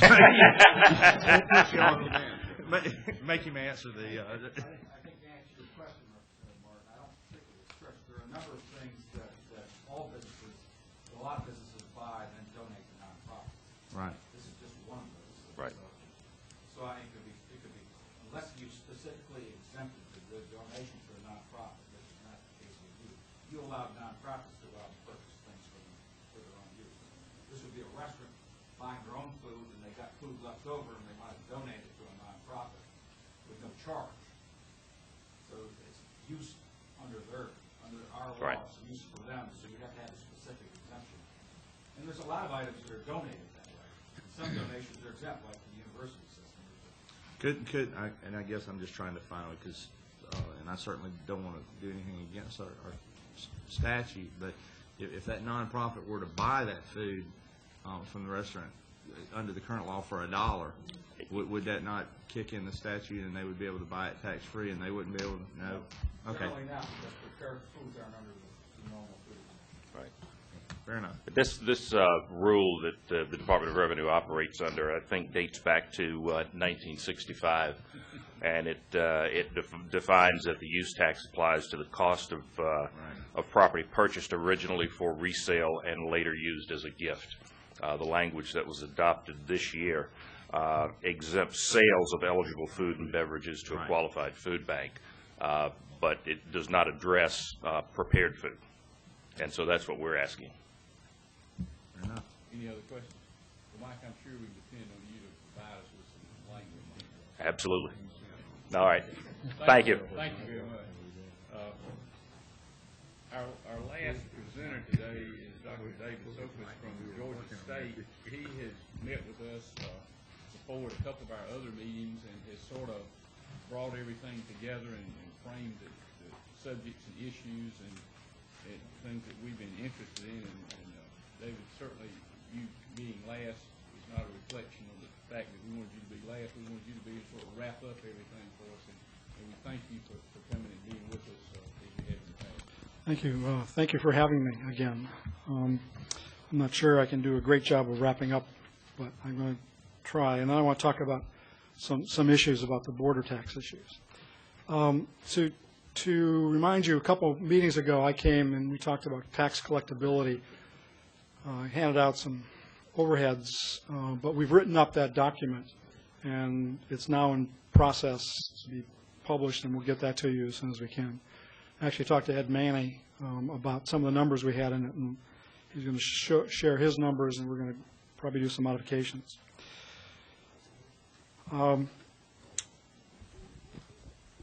Economists talk about the kinds of desirable features of a tax structure, and fairness is one of those. Tax equity is another of those. But a third that we like to talk about is minimizing the incentives or disincentives of the tax systems or the taxes. Now, economists believe that all taxes have some effect. They're going to change behavior in some way. We're just not sure how big they are. In some cases, they're probably so small they can't be measured, and so we find frequently that there's no measurable effect. The hotel motel tax, for example, at the current rate, probably discourages a couple of people from residing in a hotel some night. May discourage somebody from having convention in the town, but it's probably pretty small at current rates. On the other hand, we believe that the difference in insurance taxes in Georgia relative to other states is fairly significant and has a big effect upon the location of insurance companies. And we're in the process of doing a study to try to measure that effect. How large the effect is, how much business is lost or how much trade is shifted, depends upon the tax rate or the tax differential, if you're talking about border tax kind of issues, and how responsive businesses or the consumer is to that tax. And that's the kind of issues that are being raised here. Tax differentials, and in the case of the all-terrain vehicles, how many people are willing to drive 400 or 500 miles to save 7%? The point was made about the changing, I guess when Chris Clark was talking about the changing economy. Globalization means that businesses and workers are much more mobile, which means they're much more responsive to tax differentials. And what we've been doing, in my mind, is taking economic development incentives and trying to placate some of that competition between countries and states. But eventually what's going to have to happen is that the tax rates on businesses are going to have to go down to the level we basically cover the cost of providing the public services to those businesses, if they're at all mobile. If you've got gas companies, natural gas or oil companies, where you've got, they can't move, right? They're going to pump from the well, and they can't move those wells. That's not a factor. But manufacturing business, eventually the states are going to have to tax them only on the basis of what it's costing to provide their services. You have to do all that, however, still fund government, and that's the tricky part. So let me, I want to talk about three things. I want to talk about sales tax along the border of Georgia, property taxes along the border of Georgia, and then the inventory tax. There is a handout of the notes, overheads, and then I left a policy brief that contains more information about the border tax issue on the sales tax. This was done about 1.5 years ago, and so the rates may have changed a little bit. The local option taxes come and go, and so some of those that we have at 6 or 7% may be different today. But in general, if you look at that map, almost all of Georgia's border counties, counties within Georgia, have a tax rate of state and local of 7%. Okay. There's just a few that have a 6% rate. Okay. Now, if you work your way around the clock, and start up there at basically noon, the purple up there, that's Tennessee. They have rates which are higher than Georgia. So all the Tennessee rates are higher, and these include both state and local. And they're up at 9.25%. Next over is North Carolina, and their rates are 7%. Okay. Those are the general property tax, general sales tax rates.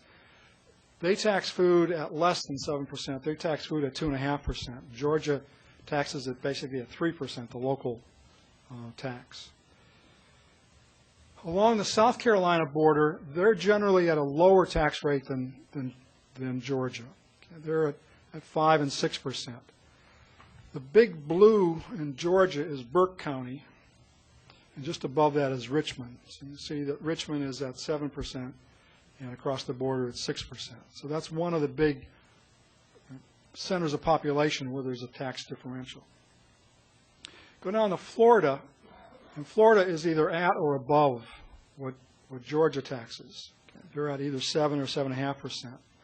But Florida exempts food from all taxes, and so there's a differential on food across the border there. Now moving up along the Alabama border, Georgia is generally higher, with well, there's some ties, but then there's one exception where it's somewhat higher. The purple on the Alabama border is about where Muskogee County is. Okay, so Muskogee is facing about an 8% or 7% across the border tax. The 6% is Chattahoochee County. So Georgia is not way out of line relative to its borders on the general sales tax. There's some differential. Now, there's some specific items like cars that are taxed at different rates. Okay? As was mentioned when we were talking about automobiles, that's not included in those rates. So some commodities like food, automobiles are taxed differently. We haven't done that.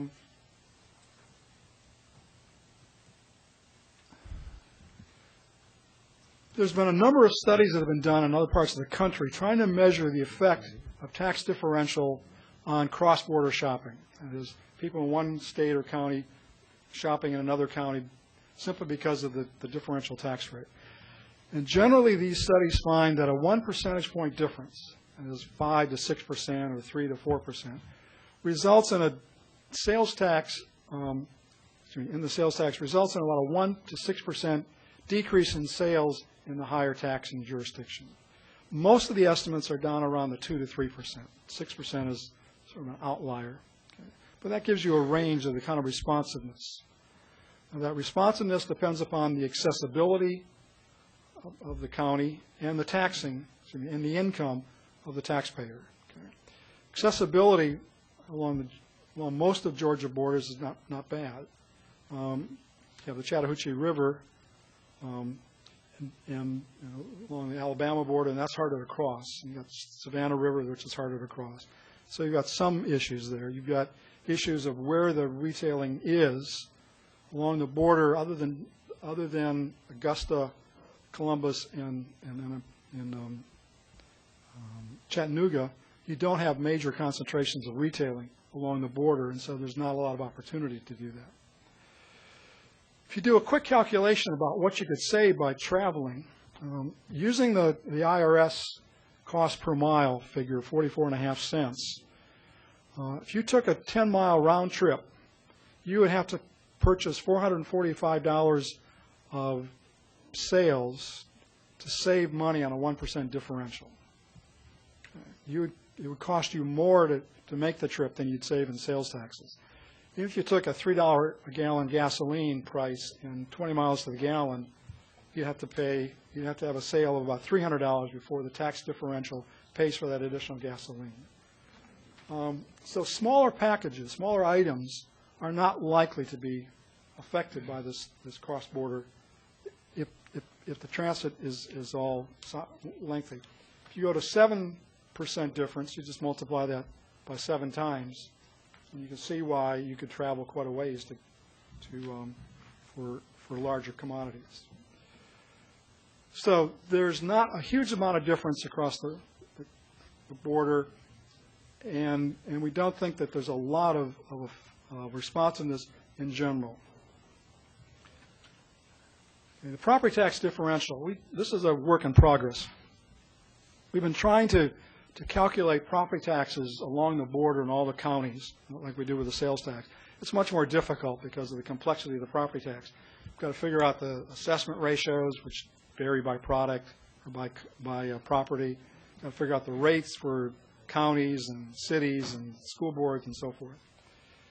And we're not sure we have it all right yet, so it's not ready for prime time. But our calculations suggest that along the Florida and North Carolina borders, property taxes on, say, a $100,000 property are about the same. They'll differ from county to county, but on average they're about the same. But they're lower in Alabama, South Carolina, and Tennessee than they are in Georgia. So there's some differential there. We haven't done anything with this yet, but there are some differences. And it clearly has an implication for inventories. Now, property tax and inventory.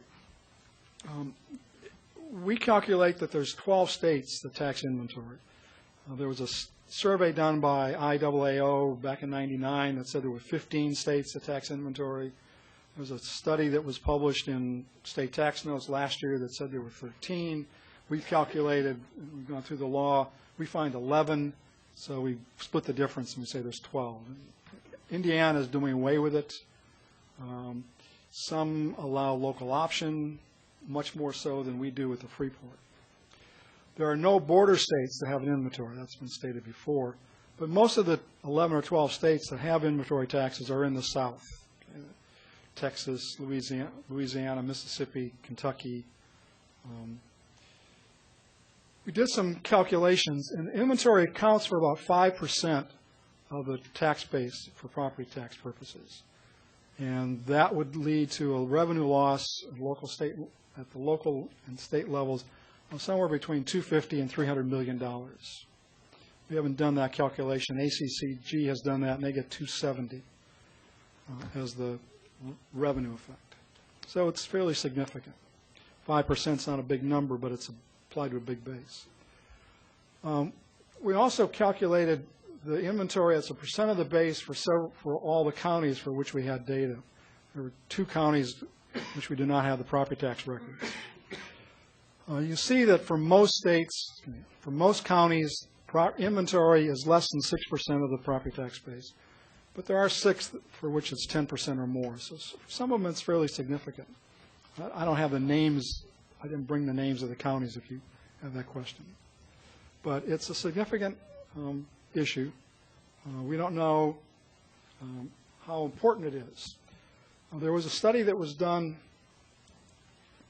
in Indiana a few years ago that estimated the effect of the property tax rate on the value of inventory across their counties. And they find that it had an effect. That the higher the property tax rate, the lower the inventories. We've reproduced that study for Georgia, and we find no effect. The tax rate does not explain any of the variation in property tax, in inventory. This is a simple table. I simply took inventory reported in the property tax base divided by the number of workers in the county, and plotted that against the millage rate within the county. County rate, school rate, and the property tax rate for the largest city in the county. And you see that there's not much of a pattern there. There's a trend line that's downward sloping, higher rates of lower inventory per worker, but it's not significant. You could, if you simply look at the county and school rates, exclude the city rates, you get a positively sloped line. So for Georgia, it doesn't appear that there's a big effect. We're continuing to work with this, but this is, at least preliminarily, what it suggests. So those are my comments. I'd be happy to answer questions.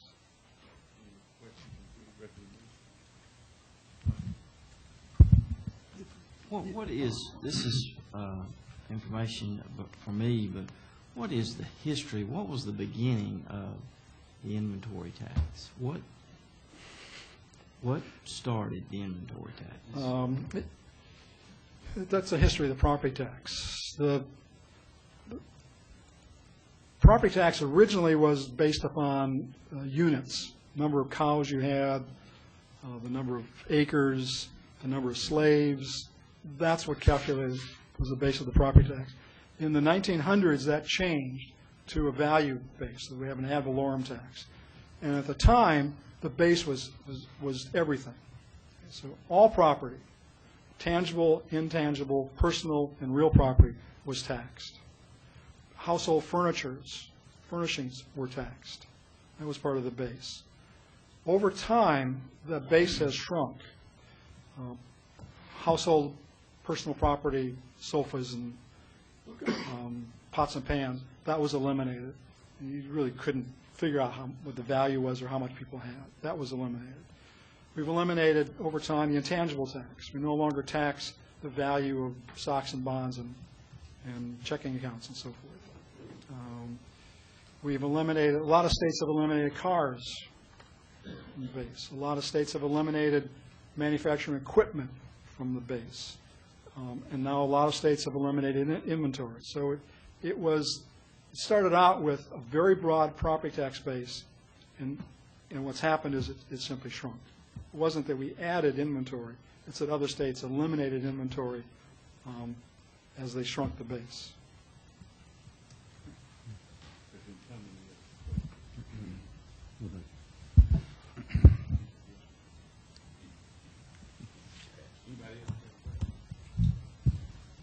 Thank you for bringing in interesting information.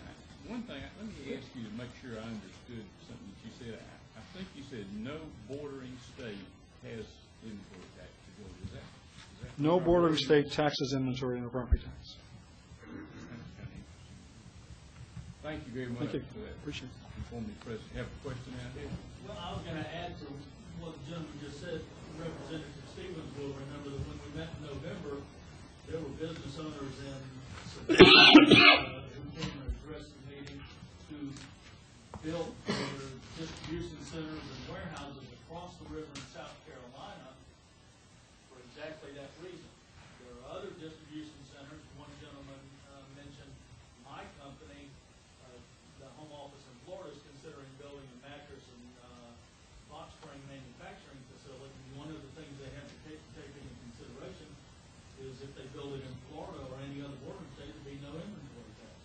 So there are businesses building distribution centers and warehouses on the borders simply to avoid that inventory tax. Excuse me for interrupting. That's a good point. And I believe that's happening. Let me ask a question for Chris Clark. Chris, if you could, you may not be able to answer this, but sort of check through your office there in your department and let us know just how large of an issue that is, the fact that we have an inventory tax and our neighboring states do not. That's something that might be significant. It's also part of what we'll be looking at as we do the study. We do know that in addition to companies operating warehousing facilities out of state, we learned a couple of years ago, we were doing a fiscal note, that there are airplane dealers who around the first of the year get their plane in the air and fly to another state, so they have no inventory come January 1st, and then they fly back. So people do there's an incentive, They and send people it do a out on variety of demos. things. Thank you very much. President Roy, you have a question? Joe Fleming, you still here? Yes, sir. Question, I want to revisit the question that Senator Hill asked you about the energy tax as compared to the corporate income tax repeal. Yes, sir. What percentage of total business jobs in the state of Georgia manufacturing? Well, it's the largest sector, depending on how you define it. I mean, I would include sectors of the agriculture industry as in manufacturing. Chris probably knows better. I think the number's, I want to say 29%, but I think 29% of the total jobs are business or manufacturing. Are manufacturing. And okay, in light of that, let me ask you that question again. Considering all businesses, which would mean the most, the repeal of the corporate income tax or the energy exemption? We're not opposed to repeal of the corporate income tax. You made a statement that the energy tax would mean more. Well, that's only to industry. Yeah, I'm trying to give you a snapshot of how our internal discussions are going, and the one issue that I think we think is fiscally responsible and meaningful to a sector of the economy that is still hurting, right, and that's manufacturing, is the sales tax on energy. We lost 100,000 manufacturing jobs in Georgia in a 5-year period between 1999 and 2004. Corporate income tax repeal, would be glad to have that too. Part of the reality is that depending on what the legislature does and this committee recommends on exemptions, would probably impact our the priority of corporate income tax. Corporate income tax repeal would touch more people. Well, theoretically, that's true. I think that there are a number of exemptions and credits that are currently in law, so that the number of people that are paying corporate income tax is not as broad as you might think. But if a number of those credits and exemptions were removed from the code, then the impact would be much broader. Just to follow up, if I may, Mr. Chairman, and I know we're running late in the hour, but to throw a supposition out is one could suppose that if energy, if the tax off energy in the manufacturing sector was removed, that manufacturing jobs wouldn't leave Georgia. Perhaps more manufacturing jobs would come to Georgia. Perhaps all those corporations that are doing business in Georgia that provide services to those manufacturing companies and/or their employees would have more. Would have potential for more business. So I mean, it looks like your members, if that in fact is their focus, and again, not saying that they would not like the corporate income tax removed as well, but it looks like their focus is sort of broad in the overall good of Georgia, rather than specifically looking for a tax break that may not yield an economic incentives to help Georgia. So I guess I'd sort of applaud your members on looking at a holistic view of it, of a tax break that would, in fact, while it might not affect everybody's bottom line tax bill, would perhaps affect Georgia's overall economy. I appreciate your comments, and I agree with them. And as Terry, if he's still here, he may want to chime in. But a significant part of our discussion within the chamber is to be forward-thinking in terms of what will actually translate into new investment in Georgia and new jobs. There's going to be a lot of people, as you know, at the legislature this year asking for tax breaks and money and exemptions. And I'd be happy to give you a list of 30 that we'd like to see enacted. And our work is not finished. We're still researching and looking at other issues. But the one that I do believe that a broad section of the chamber membership supports is a repeal of the energy tax in manufacturing. The chamber also supports the repeal of the inventory tax. We have significant retail presence within the Georgia chamber, and there are some that feel strongly about the corporate income tax repeal too. But we've got to sift through those in a responsible way and make our priorities, and they're subject to change as well. So. Thank you, Judge. Any other comments or questions from our representatives? I want to thank the audience for coming. You've been very patient. Is there anyone in the audience who would like to offer a comment? If not, we're going to adjourn. I want to thank all of you for coming. Thank you for your participation. Dr. Black, thank you for the folks here.